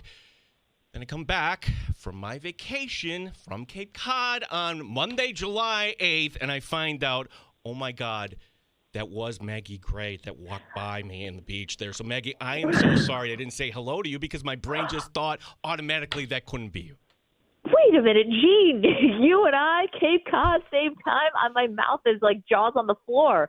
This would have been an amazing meetup. We would have hung out for days, lobster rolls, the whole deal. That's why you're talking about the food. I'm gonna send you all my spots after, not to bore Danger about this because he hears about it. No, I just what I'm amused by with all of this is that he didn't even realize, but he was so in character, Maggie, that he big timed you. He could have stopped you. He could have said, Maggie, Gene Battaglia, the Fan Rochester. Man, what a coincidence. We're both vacationing at this same beautiful exclusive spot that we go to every year. Let me buy you a lobster roll and thank you for all the time. He didn't do that. He just kept walking, and he brought it up to you here on the air because Gene's a big timer. Wait, Gene, first of all, how dare you? No, I'm just kidding. But secondly, so that was actually my first time being in Cape Cod since I was a kid. So this would have been great. We could have used all of your recommendations. Were we literally staying at the same resort? I don't know if we want to say it on the air. No, that's why I don't want to do like a Dan Campbell thing and say I just said I was telling this story yesterday. We was on Nantucket Sound, and not Nantucket. They call it Nantucket Sound. So, no, it's fancy. Very fancy. Yeah, we're fancy. Well, we have Stephon Diggs and the Buffalo Bills kind of getting together here, Maggie, and I don't think we're going to hear any new revelations. I mean, the Bills were asked about this today. I don't think, to my knowledge, nobody kind of took the bait here, but what you've seen out of Buffalo on how this offense has evolved, I mean, first 3 games, hey, this is working. Against Baltimore, and you could say, well, it wasn't anything working that night. But what are your thoughts here on the Bills and how the offense has moved on from Diggs? Well, like first 3 games, just a walk on the beach in Cape Cod. I mean, is it not? Right. Fourth game was a little bit more of the team kind of getting exposed. But listen, as far as the Diggs thing, I'd probably bet that he'd be more likely to say something than any of the Bills players would be likely to say something because, first of all, I think we all know Stephon Diggs, at least the public version of Stephon Diggs. Sometimes he can't help himself. He kind of wears his emotions on his sleeve. But if anyone's going to say something, I think it'll be him. I think this game is very important to him. I think it's probably more important to him than maybe even Buffalo. I really get the sense, guys, that the Bills have moved on.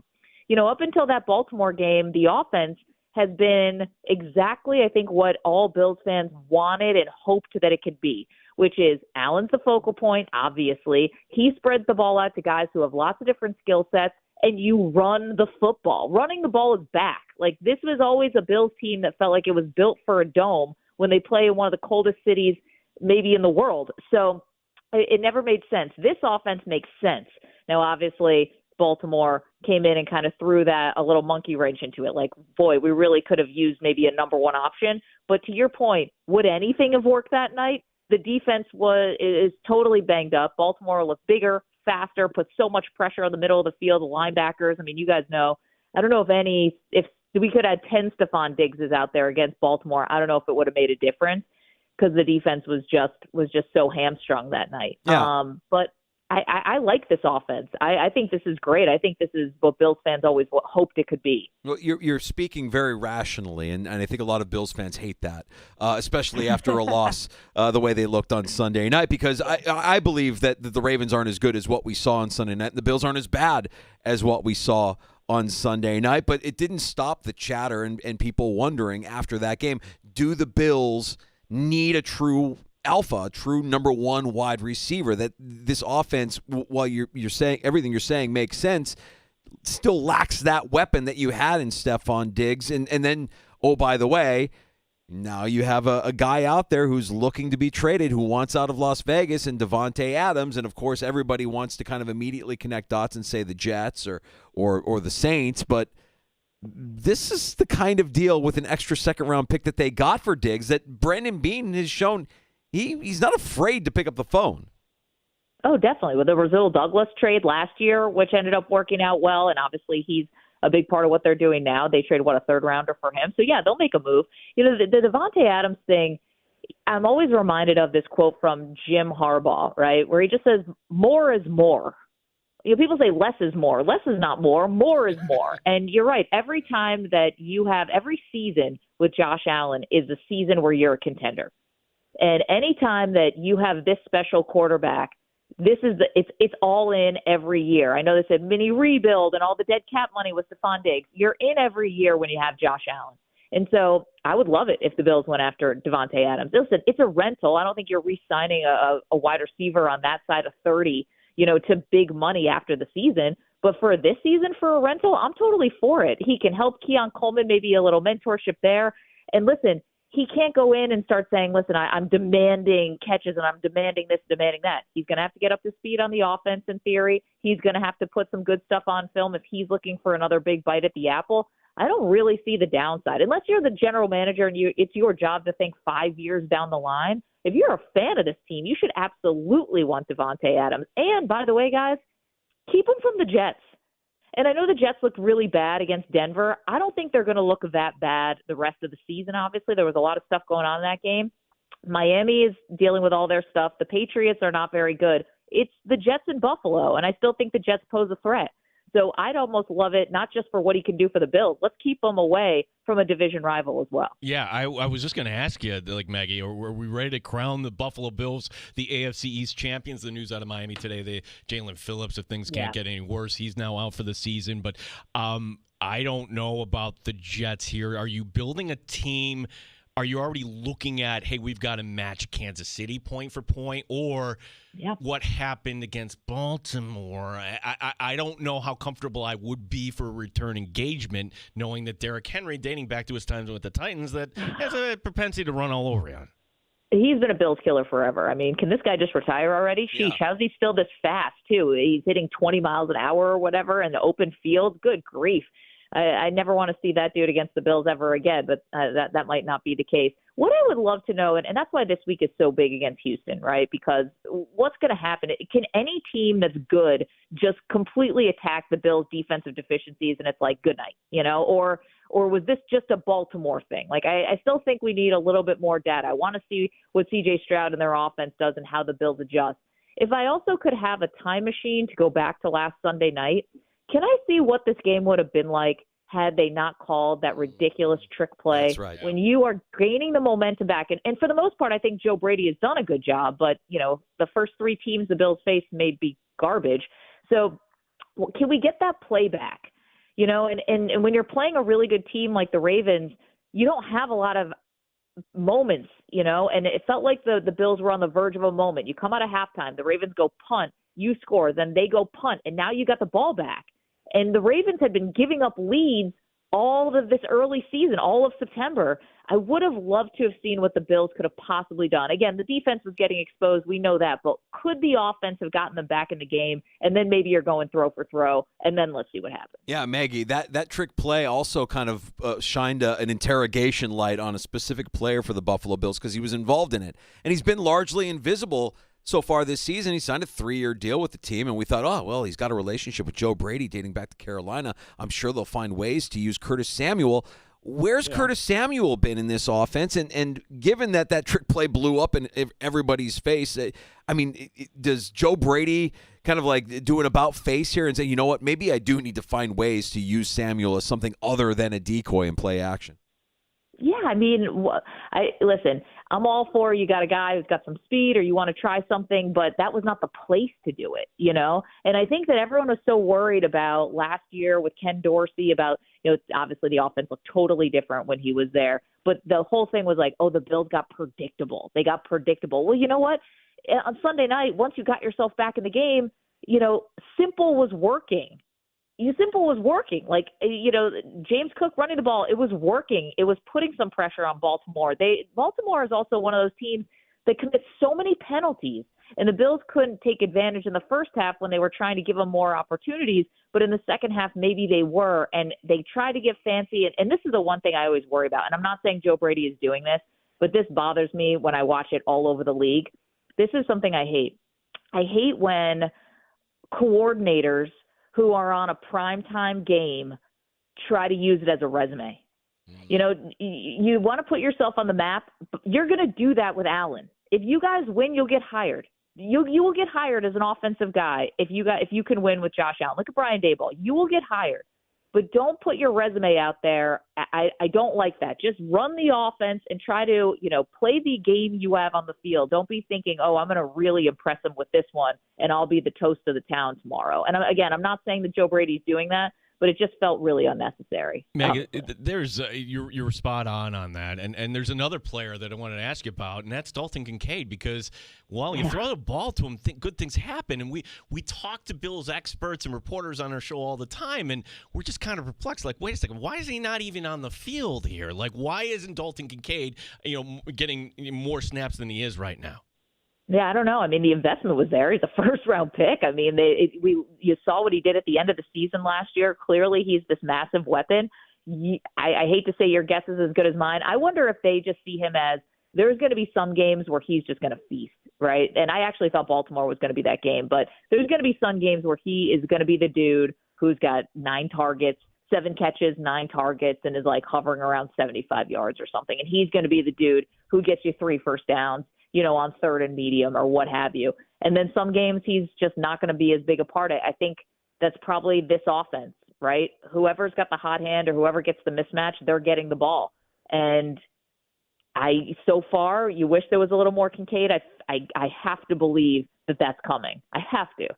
Maggie, if you were the Buffalo Bills, just the idea that we're having a discussion about the kicking game leads you to believe that there's a problem. What do you do with Tyler Bass? He is the highest paid right now by base salary, the highest paid player per game on the Buffalo Bills roster, and yet you have no faith in this guy when you need him to kick you a game winner, that he would be the guy to deliver.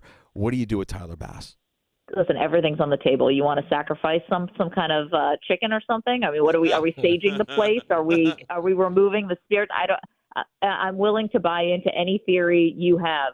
I mean, it doesn't look like the yips necessarily, but there's something that's clearly going on with this dude. And we all know this even goes back to last year because he used to be automatic.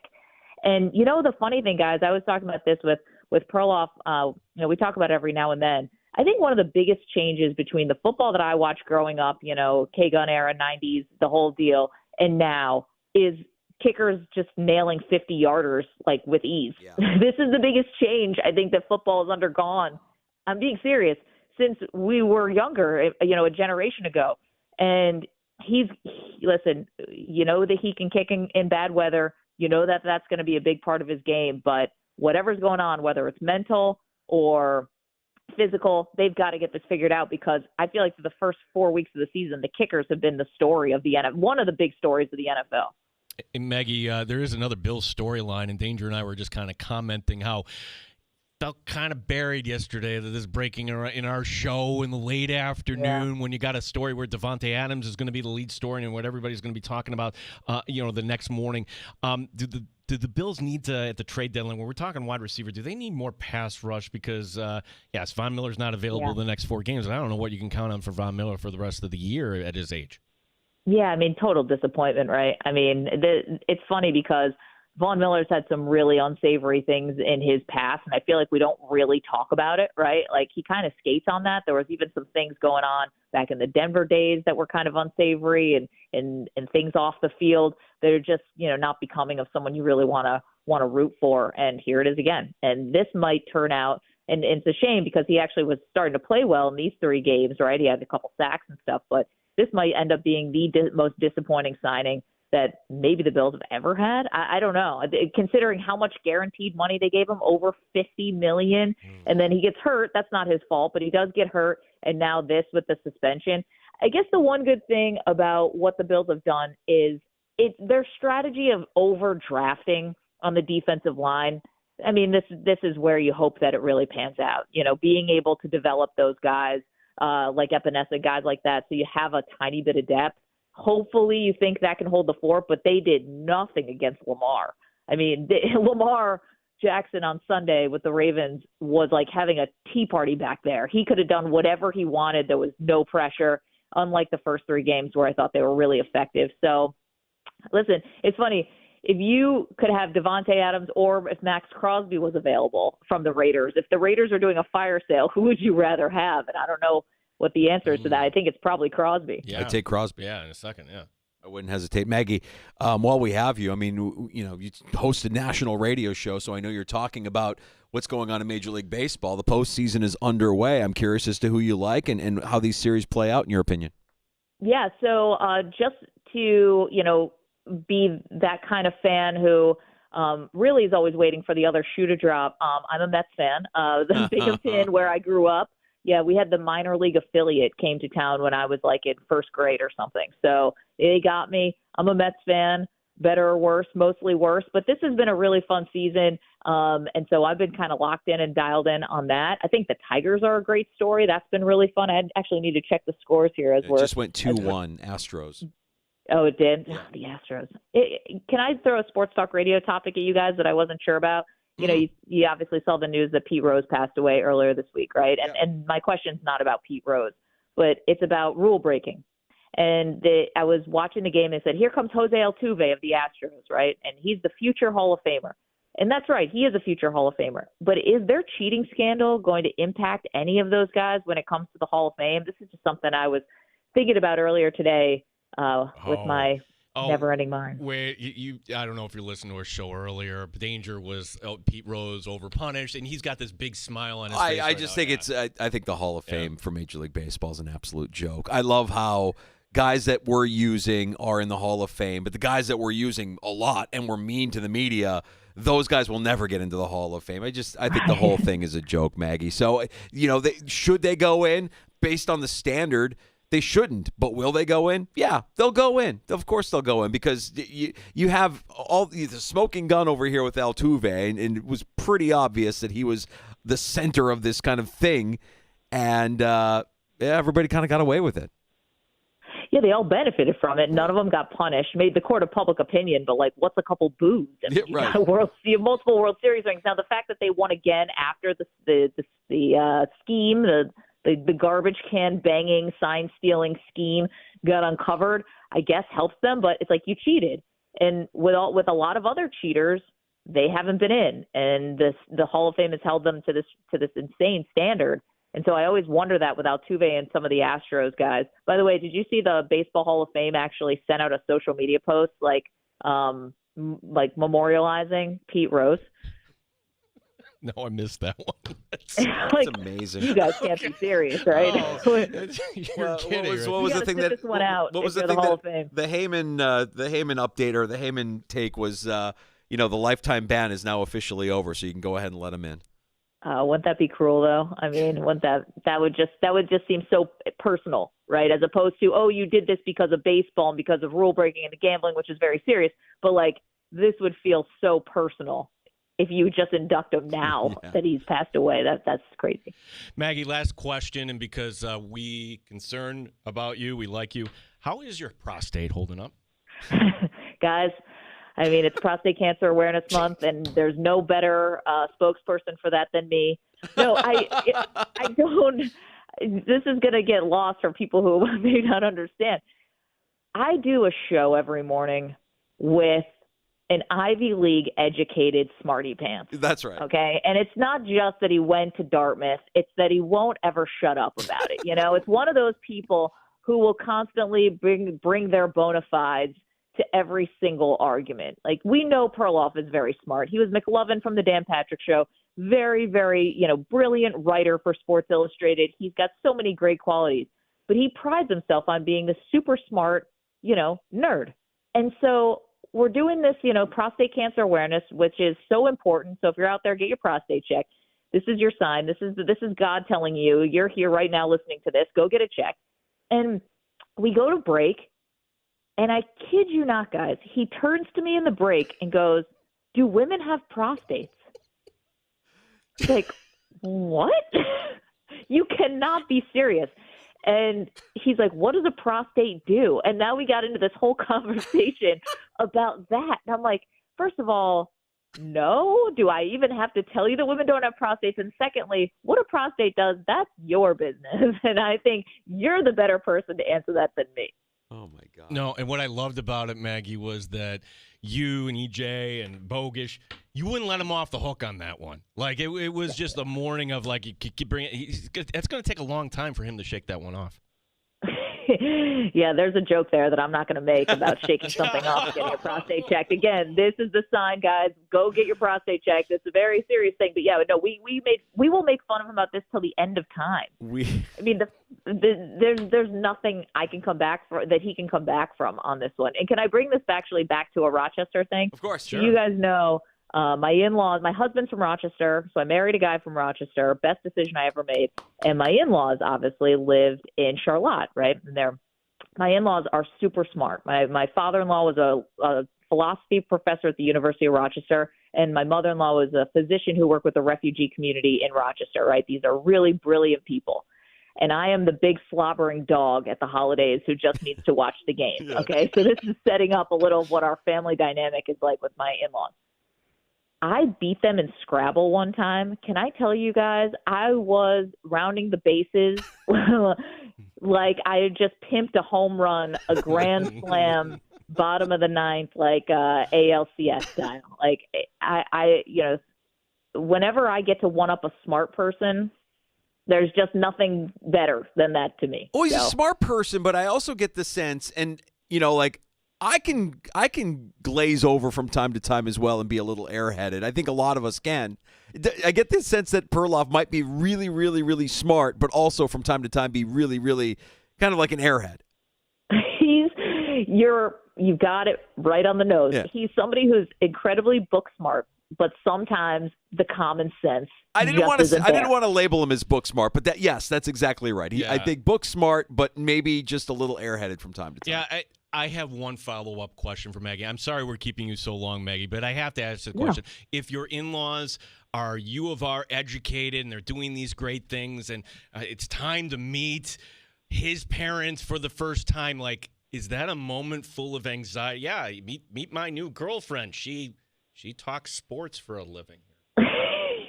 And by the way, when I met, I was talking high school sports for a living. So I was still really, really young in the industry. I wasn't even cool enough to be talking about professional sports, but I loved covering high school. But, I tried to wear glasses, like fake ones. Like, what am I doing? I'm not going to fool these people. They're going to know the moment I open my mouth that I am not the academic, that they are. Well, but they accepted me, as much as in-laws do. And now you can pop off anytime that Scrabble board gets out on the table for a holiday because you got Never one played over. again. No. Never played again. Oh, sore losers. I hate hearing that. We need a rematch. Maggie, it's great having you on with us. I promise the next time you're vacationing, Gene won't big-time you, and we'll look forward to hearing you again with Perloff tomorrow morning here on The Fan. Really appreciate the time. Let's do it again. Listen, let's plan it next time, Gene. We could be out there. We could be, on ferry boats to Martha's Vineyard. Like this could be our next summer. Do it. By the way, we have Hank Azaria on the show tomorrow. He's going to be our celebrity NFL picker. So if you're a big fan of The Simpsons or any of the great stuff that Hank does, he'll be on our show tomorrow in the 9 a.m. Eastern hour. Perfect. Oh, yeah. I love Hank Azaria. That's fantastic. Maggie, I will text you. Thank you very much for your time today. Thanks, guys. You're the best. Thank you. You got it. There's Maggie Gray. Hear her mornings here on The Fan. Maggie and Perloff, the Infinity Sports Network. Well, one of us, a Rochesterian. I mean, she's maybe she wasn't born in Rochester, maybe she wasn't raised in Rochester, but she's a Rochesterian. I mean, the in-laws are from Charlotte. Now, if you hear in-laws from Charlotte, I know a lot of people might think Charlotte, but no, I have a visual in my head where the U of R professor and the nurse might have. Oh, you're talking Beach Ave? That's if you correct. Go up. Yes, there's an area that, heck, I would love to live in that neighborhood. Who wouldn't? That's you're right on the water and That's all right. these old rich homes. Yeah. So I have a feeling that's the Charlotte that Maggie is talking about, not necessarily the. Yeah, we're a couple guys from Greece here. Hey, yeah, you're going to go to Charlotte? We're going to go to the beach? Yeah, let's go to Bill Gray's. Oh, yeah? No, like Charlotte. Charlotte, what do you have? You have the woodshed there. Yeah, you can go to the woodshed. You just go up Lake Ave. You get done with your shift at Kodak, and you just go up north there on Lake Ave. You have the Charlotte Social Club there. Yeah. Oh, yeah? Go get some Abbots across the streets. Yeah. Oh, yeah? Well, I'm going to go up to Buffalo, and I'm going to go get some hot wings and blue cheese. And then after that, I'm going to take my kids to the Bills game. I'm from Charlotte. Yeah, not that Charlotte. Not what we're talking about. Love Maggie Gray. Mornings here on The Fan in Rochester. Glad you made some time for us. Happy hour next on The Fan. We've got practice notes, McDermott speaking, some injury updates for the Buffalo Bills. On offense that we got to talk about her. We'll get into that and more next. And your calls at 866-4FAN, 585-866-4326.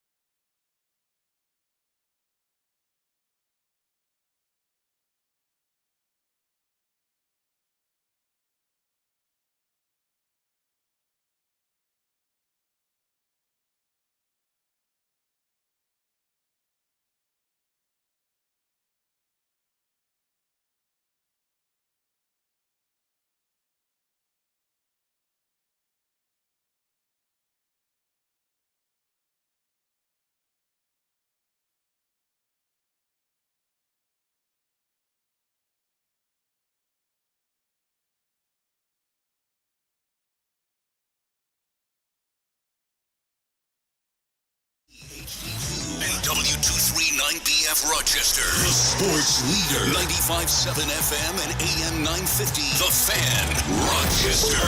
An Odyssey sports station. The Fan Rochester. Sports update. Not practicing for the Buffalo Bills today, amongst others, wide receiver Khalil Shakir. He's got that ankle injury coming off of Sunday night's loss. Also, Deion Dawkins not practicing.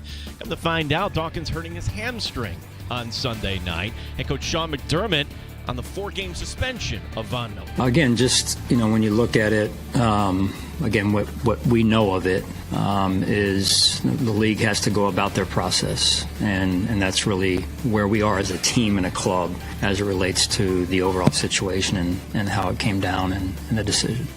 To the baseball playoffs, we're in the top of the 8th. The Detroit Tigers have just hit a bases-loaded double, scoring 3 off of Astros closer Josh Hader. Detroit leading Houston 5-2. Kansas City's up 1-0 on Baltimore. They're in the second.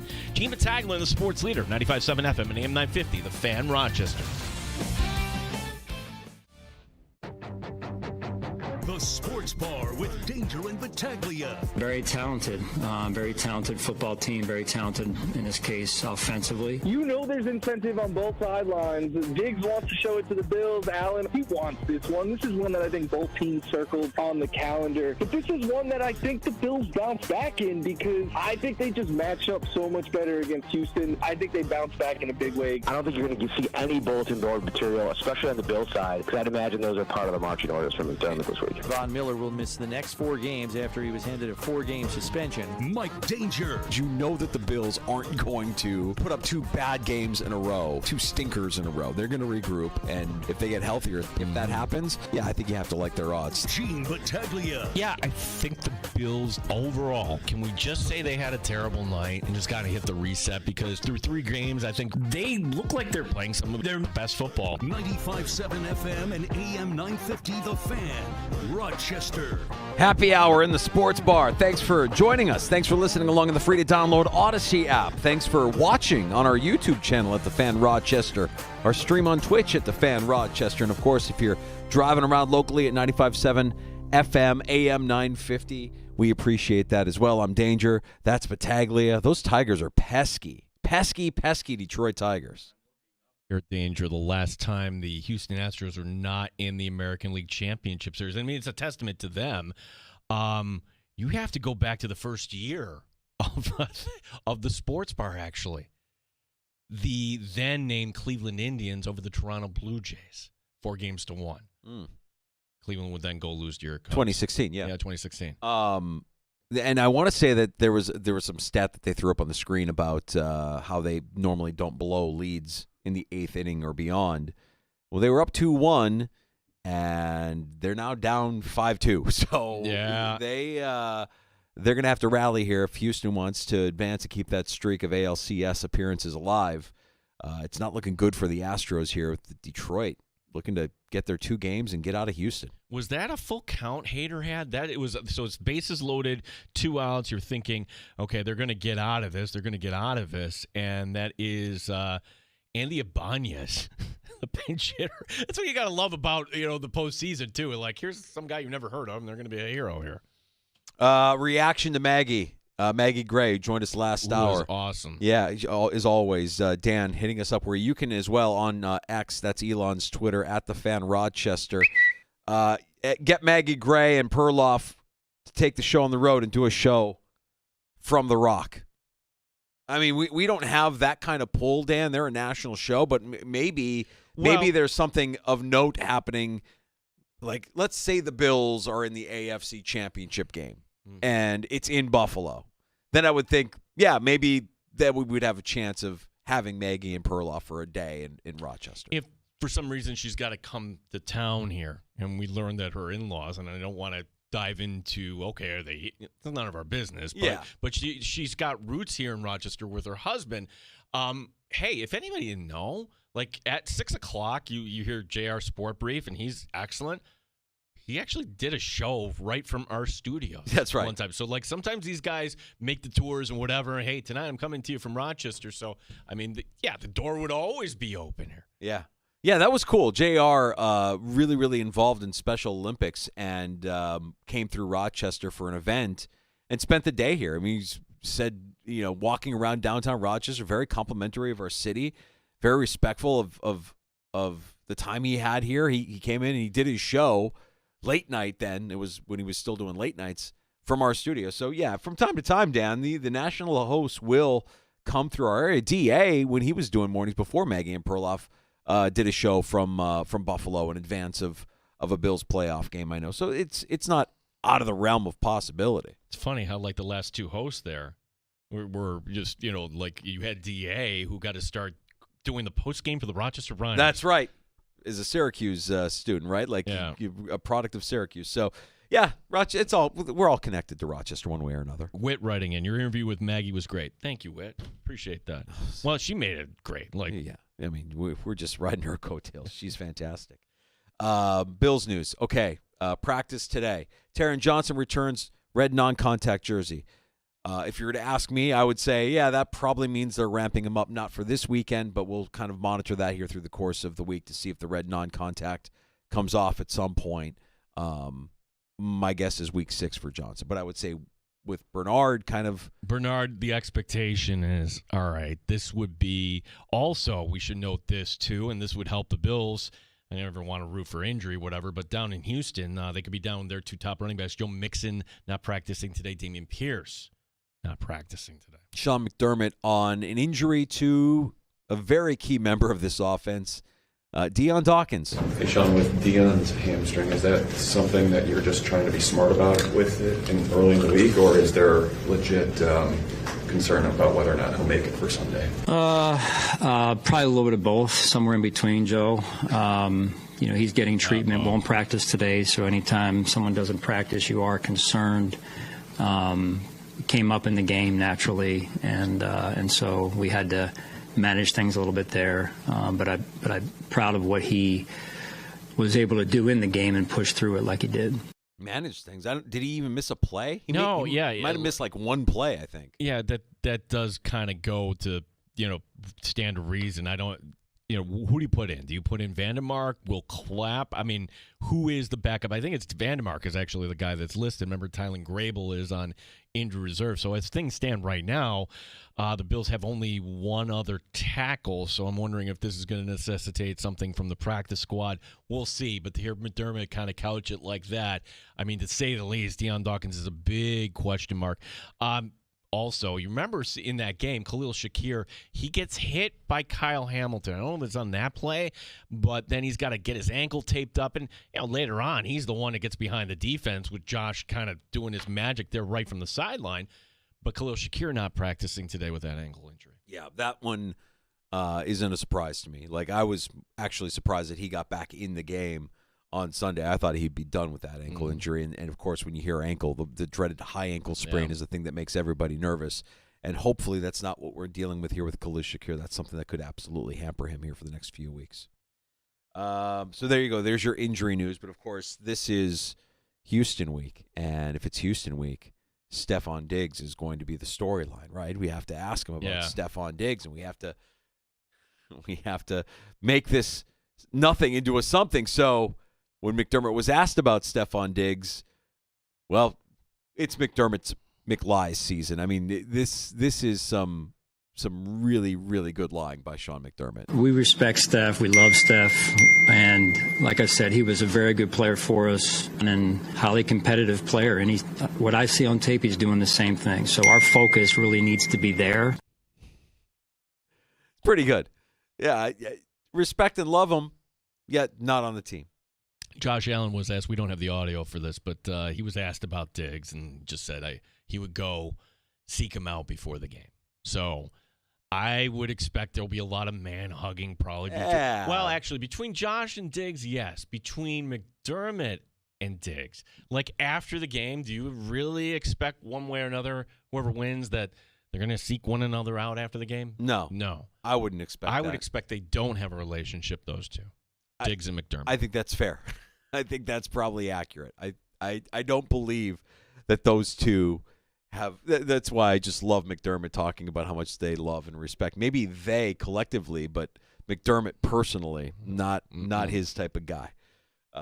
Not his type of guy. So that will continue to be a storyline here this week. Oh, and another bit of news around this matchup. I don't know if you saw this or not, but they're going to roll out their alternate uniforms, the Texans, for this game. Oh, you're kidding me. Like the baby blue Houston. It's an all-black uniform, but the blue H on the side of the helmet. So this will be the first time in the history of the Houston Texans that their helmet will have something other than the steer's head. They'll be rocking the blue H on the side of their helmet for this game. Bill's going all white, which I kind of dig. Yeah, the stormtrooper look. Kind of dig the all white. I'm all right with the all white boys. So there's your uniform matchup for Sunday afternoon as well. We'll have the game for you here on the Fan. Rochester, 1 o'clock kickoff. Our pregame coverage starts right after Italian Carousel at 9 a.m. on Sunday morning. The Houston Astros, the 3% chance now on the win probability. And if I'm not mistaken, I think KC has already gotten off to a lead here against the O's as well. We normally would have PJ Glasser on with us on a Wednesday afternoon and called an audible at the line of scrimmage last night when PJ's like, I'm going to the O's game, boys. I'm like, you're excused, PJ. Go to the O's game. That's good. Part of me was wondering, could we actually pull this off? Like, because their first pitch is at 4:30, and that's normally when we have PJ. No, it's actually 3:30. So, like, could we have him in the parking lot? I'm thinking, well, do you really want PJ dishing out betting advice while tailgating before an O's game? I'm okay. We're good. Now, the answer to this question, we will not tell you on the air. But if you come out to Three Heads Brewing, we will tell you off air. Once upon a time, we had a guest on the air with us, and Danger and I looked at each other like not even a minute in, like, oh my gosh, this guest is drunk. He's hammered. What do we do? Yeah. Not that PJ Glasser's getting hammered. I want him to have a good time, but we've been down that road before. It doesn't make for a good interview. Well, it's just after a while it becomes a little obvious. Like, oh, well, this guy's hammered. And we got off the air with that. We got done with that interview, and we didn't even hesitate. We both looked at each other like, he was drunk, wasn't he? Oh yeah, he was sloshed. Absolutely, that guy was toe up. You mentioned Three Heads. Yeah. We're not bashful. We won't do it on the air, but we'll tell you in person who that guest was. Three Heads Brewing. We'll be live from 3 until 6 Friday afternoon. Friday Football Talk Live. Now, Three Heads has the new Leaping Hazy IPA. Gino, you know I'm a big hazy IPA guy, and this one's one of my favorites now. Your new favorite beer here to watch your favorite team this football season has the greatest beer label of all time. You'll see it, and you'll know exactly what's going on with the Leaping Hazy IPA. And outside, Reservoir Dogs will be serving up their all beef Black Angus Franks, their 6-ounce burgers on DePaulo rolls, and their specialty, the Mr. Blue, which is available as a beef hot dog or burger topped with applewood smoked bacon, blue cheese, honey bourbon, barbecue sauce, and crispy onion petals. They treated us so well the last time we were there. I can't wait to say hi to our friends from Reservoir Dogs and, of course, the entire crew at Three Heads. Would love to see you. If you're listening to the show, make it a point. Stop out on Friday afternoon. We're there from 3 until 6 to start your sports weekend. We can share a cold one and maybe a win or two. That's Friday. We talked to Maggie Gray last hour about hey, if you're the Buffalo Bills, and I love her analogy, actually quoting John Harbaugh, what, less is more? No, more is more. Give me more. And if the Bills, the window's open, you only have so many years with Josh Allen, go get a wide receiver. It wouldn't hurt. And so her take was, I would love to see Davante Adams now, for amongst other reasons, to keep him away from the Jets. Let's say Davante Adams goes to New Orleans or Dallas or somewhere else. Danger, can I interest you in another receiver in the NFC? This is a team that is down and out. They're not going to go anywhere. They should be rebuilding. A receiver that is on an expiring deal. Would you have any interest in Carolina receiver Deontay Johnson? I'm not a fan of that player. So the answer for me would be a no. And I'm not a fan of that player just because I felt like when he was in Pittsburgh, he dropped the ball way too much. He has exquisite separation. And he might have some of the worst hands in the league. He can't catch anything. Can't catch a cold, that guy. So, that goes kind of counter to what the Bills have, right? Like, I think they want guys that have efficiency, guys that when you target them, they're going to catch the football. which is why we all love Khalil Shakir as much as we do. He's the best at that, right? So that would be a no for me on Deontay Johnson. Because Dave Canellis was actually asked that question today, the head coach, and like, what would the head coach have to? It's not his job. He's not the GM. That's so right. He said he would be against it. Well, of course he would. And all of a sudden it's a non-story there. Maggie also had high praise for the not high praise. I should check that. She didn't give the Bills automatically the AFC She East. didn't rule out the Jets. Rule out the Jets. We want to rule out the Jets because we've seen, we saw that game last week against Denver, and it wasn't pretty. So, rightfully so. You could look at that and be like, that team isn't going to be a problem. We've seen the movie with the Jets year after year. We've seen the movie with Aaron Rodgers year after year. How do you think this will play out?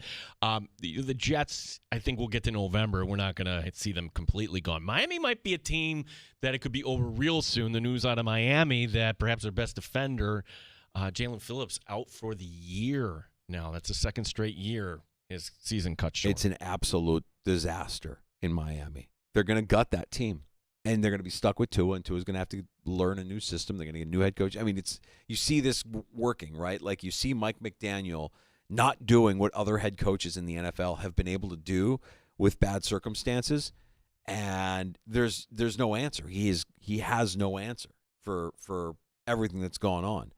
I don't know that he's managing his guys the right way. I mean, you don't like Tyreek Hill having temper tantrums on the sideline and stomping up and down and not addressing it. It just feels like this is headed towards a gutting in Miami. They get the Patriots on the road this week, and that is not one I want to be tuning into. But you brought up the point, too. It's kind of malpractice by the GM. If you know your quarterback has had 3 concussions, is in danger of missing significant time, as Tagovailoa is, and your plan is Skylar Thompson as the backup quarterback? I think that even though they paid him, I still don't believe that they think he's the guy. I just don't think they say he is. They're paying him as if he is, but I don't know that the GM, the owner, or the head coach truly believe that they have their guy, that he's not the guy. And he's not playing. You don't have any answer. It's going to be bad. And could they lose to the Patriots? Yeah. They could lose to the Patriots. The Patriots could be. Mr. Mayo is the second best head coach right now in the AFC East. Let that sink in. Mr. Mayo is the second best head coach right now in the AFC East. And for the Jets, get ready for the New York Post article, the headline in the New York Post. I see dead people, seeing ghosts again, whatever it might be. If Darnold gets over on the Jets in London, I mean, how silly do the Jets look? And the way the Vikings are playing, that would not be shocking to see the Vikings just dismantle the Jets, to see Sam Darnold have himself a day against the team that drafted him. Yeah, and when you go over to London, you've got the option of telling the NFL, you know what, with the travel and everything, we want the bye week to come after that. Yeah, the Jets didn't do that. Nope, and they get the Buffalo Bills. Now, you get one extra day on Monday Night Football, but I seem to recall the Bills just playing that game against the Giants like, wake up. They look like a team that was jet-lagged. The Bills won that night, but it was super ugly that game. Yeah, it's look, and the NFL doesn't really care about a team's travel schedule or what it means for their following week. I mean, they want the product to be good, but that's really on the team to decide how are we going to manage through this. Everybody has to go through it, or almost everybody has to go through it at one point or another. So you have to kind of work your way through it, and I think we all agree the way the Bills handled it last year was sloppy.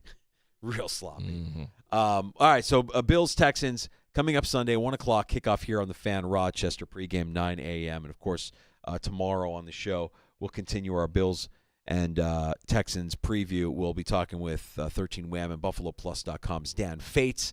He'll be stopping by as he does every Thursday afternoon. He may have something to say about the Braves. He may not have anything to say about the Braves, depending on tonight's outcome. We'll get to that.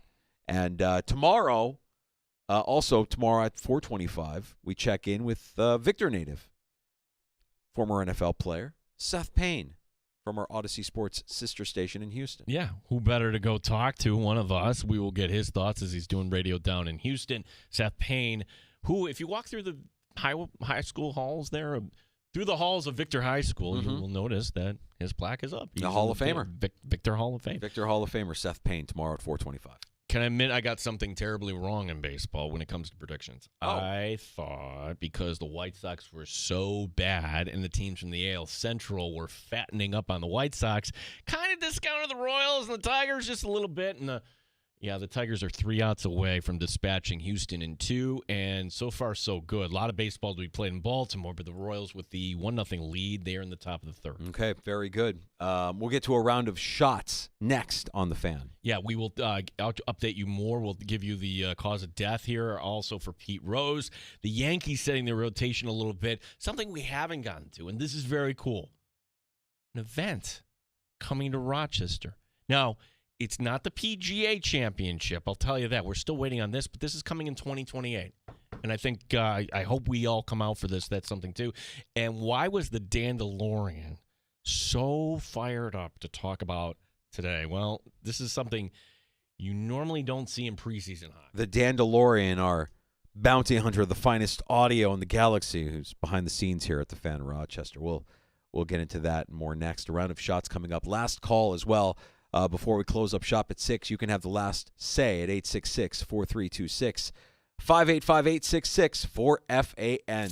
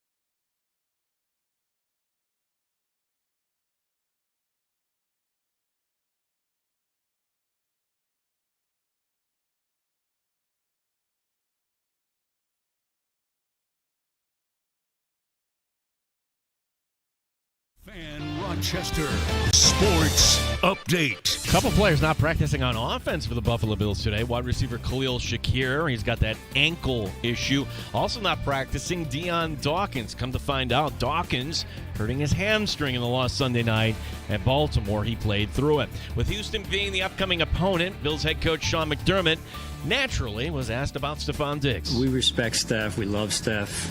And like I said, he was a very good player for us and a highly competitive player. And what I see on tape, he's doing the same thing. So our focus really needs to be there.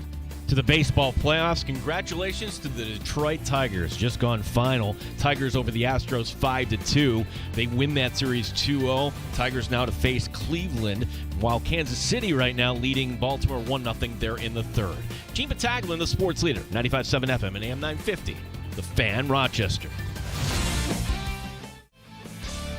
Bone-crunching hits, backboard-shattering dunks, bat flips, and hat tricks. 95.7 FM and AM 950 The Fan, Rochester. Happy Hour continues. Thanks for joining us in the Sports Bar, Rochester's only local sports talk show. It's time for a round of shots. Yeah, more on the baseball playoffs. 2 games get the primetime treatment tonight in Danger. You know, look, I've been Mr. Cool. I haven't brought this up. I'm just bringing this up. Why would you bring it up? They're not playing. They will be tonight. Yes. The Mets looking to advance. They will send Sean Manaea to the mound in Milwaukee. The Brewers countering with Frankie Montas at 7:30 on ESPN. And the Braves looking to keep their season alive. Max Fried going for Atlanta against Joe Musgrove of the Padres. 8:30 for the coverage on ESPN2. I'm going to shelve my predictions because baseball all season has kicked me in the teeth. I don't predict baseball well. I actually thought Houston would sweep Detroit. The opposite happened. I believe that Milwaukee will win that series. That will probably come to an end tonight. And I think I also had the Padres sweeping the Braves, and the Braves, get a win tonight in that series. I mean, it's just the life of me when I'm placing my hard-earned on these games and, having a little fun, a little action on the side. Yeah, just get my teeth kicked in. And to prove to you, Danger, and everybody else that we are indeed a local show, that we love Rochester. You saw Michael King last night for the Padres, right? 12 strikeouts, no runs, mowing people down. Michael King was born in Rochester. Hold on a second. No, I can't tell you much more about it. He's one of us. He's one of us. Rochester's Michael King. Yes. If you knew the King family, give us a call at 866-4FAN. He's one of us. I love it. I love that we just glob on to any morsel, any nugget that we can for anybody with any sort of celebrity status or fame. We want that person. That person belongs to us. Maggie Gray married a guy from Rochester. She's one of us. She's one of us.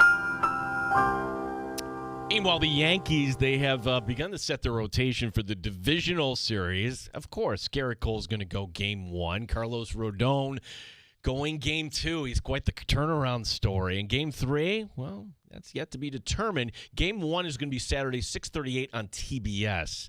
Yeah, that's the thing that's going to sting for anybody that has Fubo. TBS is going to be carrying the series. Game 2 for the Yankees, Monday night, which means think about programming this Monday night. It's A+. Do you want to watch Aaron Judge or do you want to watch Patrick Mahomes? The matchup on Monday Night Football is just a little weird to me. I mean, Mahomes and the Chiefs going to New Orleans. New Orleans going to the Chiefs. Yeah. I mean, like, I get it. It's Mahomes. It's prime time. It's Monday night. But that matchup kind of stinks. I mean, like, does it, though? I mean, I feel like the Chiefs have been one of these teams that, okay, they're winning, but they kind of look like they're on fumes to me. They're the team. Like, we talk about, hey, the Bills need to go get a wide receiver. No, like, the Chiefs should go get Deontay Johnson. Nobody's talking about the Saints after they started so hot, 2-0. And then you realize, oh, who did they play? They played a Dallas team that really isn't that good. Yeah. And so, I don't know. I'm anticipating that the Chiefs remain undefeated and they take care of the Saints on Monday night. It's where we get to hear me mispronounce words, Danger. The Coroner's Report is in on Pete Rose. Hypertensive and atherosclerotic cardiovascular disease with a significant condition of diabetes mellitus. Hypertension, of course, that's high blood pressure. Atherosclerosis is the hardening of the arteries. It's a buildup of plaque. Layman's terms, could have just said this. Rose died of natural causes. Okay, so high blood pressure. Surprising that there was 83, right? 83. Yeah, I mean, hey, look, some of us, myself included, high blood pressure runs in my family. I've been dealing with it since in my 20s. I've been dealing with my blood pressure being high. That might be shocking to some people, by the way, that my blood pressure runs a little hot. I don't know. You surprised by that? You can't spell danger without anger. Anger, yeah. And so, yeah, you take care of yourself. I'm sure he was probably medicated for years on these conditions, but 83 is a pretty good run. This is very cool for our town. The NCAA Men's Hockey Regionals are going to be coming to the Blue Cross Arena in 2028. Now, unlike in basketball, the RIT Tigers make the tournament that year, they're going to be playing at home. The winner from the regional that year will advance to the Frozen Four, which will be taking place in Chicago again in 2028. Also announced today, 2026, the national championship in Division III women's lacrosse will be at RIT. RIT men's hockey opening up the regular season Saturday at St. Lawrence. Not ready for it. I'm not ready for it. I'm not ready for hockey to start yet. Is it the weather's just so nice? I'm just not ready. I'm mentally not ready for it yet. I'm not ready to take on another addiction right now. It's going to take a little time. I'm like talking with Warren Coles over the Amerks today, and like Mike Leone is going to be coming in the studio next week, the new Amerks head coach. We get to meet him, and I'm like, wow, this is getting real. Friday, we get a Sabre game that means something. Yeah. I'm mentally not ready for it now. The regionals in 2028, that sounds like a lot of fun. I hope that we don't take that for granted. I mean, well, last time we did. Now, history lesson. This will be the second time it came here in 2007, and it bombed. Yeah. So who were the schools? You remember? No, it was like St. Lawrence. It was like just like schools that don't have like big student bodies or don't travel well. Right. And part of the also is you're going to get games in the day, but you will get prime time either on a Friday or Saturday night. So really there isn't a reason not to go and check this thing out because it's some of the best hockey. I also think, too, Danger, we're only in year 2 of RIT at that point being Division 1. So a lot of people weren't quite up to speed at that point, what Division college hockey was. So if RIT were to make the tournament that year, they would be a part of this regional by default? Yeah. They would make it, and so they would be the home team for the regional, and they would be playing in the regional. Right. No. Like, if RIT, first of all, has to qualify. Folks that don't know, the NCAA basketball tournament, 68 teams, right? Hockey is only 16. Mm-hmm. So they'd have to win their conference, presumably, or get one of the few at large. And then where you get seeded, where in college hockey it's pairwise based on that, well, this would supersede the pairwise. Okay. So, like, coming out of the gate, hey, RIT is in. They're going to be playing in Rochester, and then you figure out the rest of it. So, and knowing what we know about the conference that they play in, they got to win the conference. You win the conference, not only do you win the conference, you get that automatic bid. But you'll be the 4th seed playing one of the top teams. That's what happens. But you do it at home. You do it at home. The at-large bid isn't happening in their conference. I mean, when was the last time somebody from that conference got an at-large bid to the tournament? Like 10 years. It was either Canisius or Niagara. It's happened before. It's rare. I think it's happened once before. Yeah. All right, that's great news. I can't wait for that. Let's go ahead and put in our vacation time for it now. I'm serious. So let's plan on it. Let's just be hockey fans who are only there to watch college hockey for the 4 games that we get. I'm sure, like, we could do a show from the Blue Cross, like how we did. I don't think Oh, wait a second. Silly me. It's the NCAA. Oh, yeah, no. It's not RIT telling you. The NCAA, we have our rules and regulations when it comes to this stuff. Finally, hockey just hits different in Canada. Sure does. Ottawa and Montreal, preseason game last night, 79 penalty minutes, which included fights. And again, it's the preseason. The regular season opens for the Sabres coming up Friday over in Prague against the Devils. We've got to, see who has grit. Got to see who's ready to get after it. It's the preseason. We want to see some heads roll. Let's go. Funny, because I asked Dan DeLorean, and was he all fired up about that? No, he was fired up about that game last night, and I don't even know. Apparently, there's some guy for the Canadians named Arbor Jackeye. Have you heard Arbor Jackeye? Yeah. Like, he was calling him Arbor Jackass. Like, Arbor Jackass. Yeah. Like, tell me about our... Yeah. Oh, my gosh, there still are guys like this in hockey that, lack of a better word, they're goons. Like, this guy, that's his whole purpose with Montreal. Yeah, and he took a cheap shot at one of his guys in Ottawa, yeah. it does hit differently. And the other story that I saw out of hockey was it Patrick Laine with the Canadiens? He's injured. He's going to miss time. I mean, like the big acquisition. I only know this because when I took my daughter to a concert last month in Toronto, no, it was last month. It was August, and that was the big story. The Canadiens get Patrick Laine. It was it was like the lead story on their Sports Center, of course. Not anything else that was going on in the world of sport. It was Patrick Laine to the Canadiens, and he's going to miss time. 2 to 3 months are talking. Also, Macklin Celebrini for the Sharks, not as bad, but he got laid out last night. He's day-to-day. And if you're watching right now on YouTube, this is a radio first, at least for our show. Did you just – I was wondering, did something get it? Yeah, something got in my eye, and then all of a sudden, bam, my contact popped out. But luckily, I felt it, and it landed right in my hand. Today, I learned that Gene Battaglia wears contact lenses.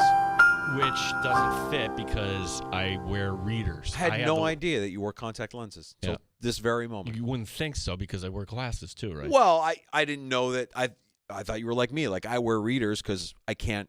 I'm old. Yeah. And I can't see up close. I have great vision at distance, and I hope I have that for a long, long time to come. I don't wear contacts. I've never worn contacts. I don't need a prescription. But I didn't realize that you wore contacts until just this very moment. I'm Mr. Magoo. You are Mr. Magoo. I'm Mr. Magoo, yeah. We have a Mr. Magoo in my neighborhood. We call him Stats Magoo. Because he can't see. He's an old guy. He's bald-headed. And, That sounds like me. He's one of our listeners. Cuse. We love you. Stats Magoo. You and Gene, like long-lost brothers. We're going to take a break and come back. Last call is next at 866-4326, 585-866-4FAN.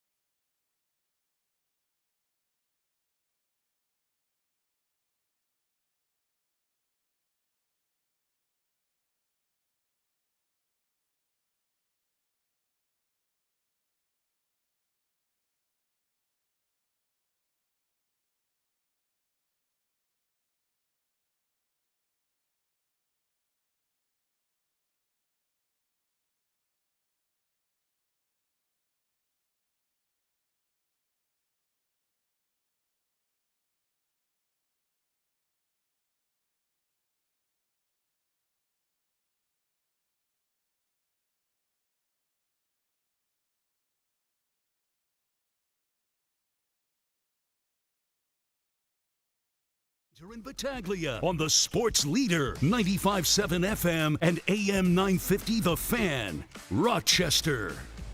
We're going to kick off your sports weekend. Coming up Friday afternoon, you can join Gino and I. We'll be live for Friday Football Talk live from Three Heads Brewing, Atlantic Avenue, the neighborhood of the arts. The new Leaping Hazy IPA on tap. It's your new favorite beer to watch your favorite team this football season.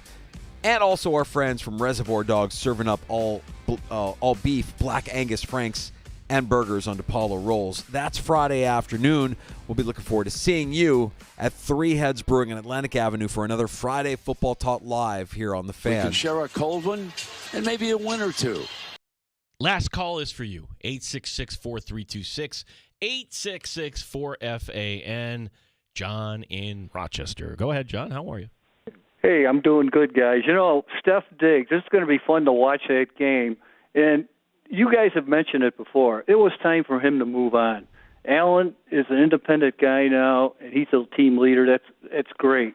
And I got to tell you, that trick play that they pulled, number one, wasn't executed very well. He was too close to the runner, number one. Number two, why not call a penalty on, Van Noy? That clobbered him on that play. At that point, Josh was defenseless. And I know they have penalties they call on players that hit a defenseless wide receiver. Why not Josh? How was he defenseless? He had the ball. He had the ball, yeah. He was a strip sack. I mean, he lost the ball trying to throw the football. Yeah, but the guy that stripped him was behind. Josh didn't see Van Noy come at him. He was defenseless. Feels like a reach. He was not defenseless. It feels like a reach. I mean, if you're looking for something to complain about the play call for sure, because I don't understand what you're doing. Now, if they execute it, you're right. If they execute that play, it's Joe Brady is the next head coach of the Jacksonville Jaguars. Well, Maggie brought up a point. And it's a great point. It's her pet peeve. Do not use a primetime game as your resume. Never, never, never. Although, if you watched Monday night, Ben Johnson making the play call to have Amon-Ra St. Brown throw a touchdown pass to Jerry Goff. When it works, you're a genius. Yeah. When it blows up in your face, and with the Bills, the trick plays always seem to blow up in their face. So maybe just stick to the fundamentals. Maybe just stick to what works. Silly me. I thought at that point, 21-10, you've got the ball midfield. I'm like, holy cow, they're in a good spot. They've got Baltimore on their heels. You get a score here, all of a sudden, no, that ruined everything. It did. It blew everything up. Yep. And they weren't the same. And, look, in the NFL, you can't turn the ball over. But you turn the ball over in that fashion with the momentum on your side, that was an unfortunate play call. And I think they all wish they could have that one back. But I didn't see a penalty on that play, John. That feels like a little bit of a stretch. I think that to his first point about Diggs, it was time for him to move on. I mean, yeah, it was time for him to move on, but he probably needed to move on after the Cincinnati loss in the divisional round in 2022. I feel like that was when things went bad, because after that, then you had the blow up at minicamp, and then after that, it was like, okay, we've got him for half a season where he's performing with Ken Dorsey, and Ken Dorsey's feeding, and then everything kind of fell apart. Then it fell apart, but at least the Bills recognized, Brandon Beane and everybody, like, all right, we're going to move off from next year. Let's just kind of start our lives ahead of schedule. I didn't think, though, that we would be going into Houston thinking, this is a Bills team that this is their division to lose. Honestly, we thought last year you took the Week 18 in prime time. The news out of Miami today keeps getting worse. They lost Jalen Phillips now for the year, second straight year. And to hear Maggie now rule out the Jets, okay, that's fine. Yeah, the Jets, they have talent. The clock is ticking there. I think the Jets are a problem. I'm not a problem for the Bills. I think they're in trouble. Oh, they're in big trouble. I think they're in trouble. I think Rodgers complaining about a knee being bumped and swollen is an issue. I think Saleh is not a very good head coach. I think the talk around bringing in Devontae Adams, if that happens for the Jets, I mean, the Jets, it makes sense that they would be the team that would do it, right? Like, if you were to give up a second-round pick for Devontae Adams, most teams would say, nah, not for a rental, not for 1 year, not for a guy that we're not going to be able to pay. It's the kind of move that the Jets make. It's the kind of move that the Jets that only the Jets would make. And it might make them better, or it might just be another in a long list of things to blow up in their face. I don't hate the idea of Davante Adams with the Bills for this year, as a rental. If you get him and he's yours for the rest of this year, I don't hate that idea. I honestly don't hate that idea. You have an extra second-round pick and what you got from Stephon Diggs. I don't think they're going to do it. And I think if they were to do something before the trade deadline, and we'll talk plenty of, trade chatter here leading up to the trade deadline, I think they're going to address a more pressing need, which would be the defensive line. We talked to Matt Perino yesterday, and that's what he identified, defensive line. And it's funny how all these issues with the Buffalo Bills, we're not talking like, wait a second, their highest paid player on the defense, they're not going to have him next 4 games. It's not even impacting the way most people think about the Bills' chances here against the Texans, the Jets. That's how out of whack his contract is, Von Miller. It's not a factor in this game. There are people that don't even know that Von Miller is still in the league. There are NFL fans that Von Miller's still playing? Wow, really? Huh. Okay.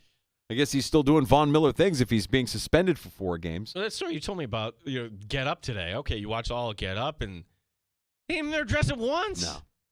No. It came up, I think Good Morning Football brought it up during Rappaport's segment because he's going through all the headlines. But Get Up was fully immersed in Davante Adams trade talk. That was it. That was the story. And that's what we predicted would happen when they made the news dump announcement at the end of the day yesterday. No mention of domestic violence, just the conduct policy was violated. 4 games, Von Miller out for the Buffalo Bills. So they'll have to do without him.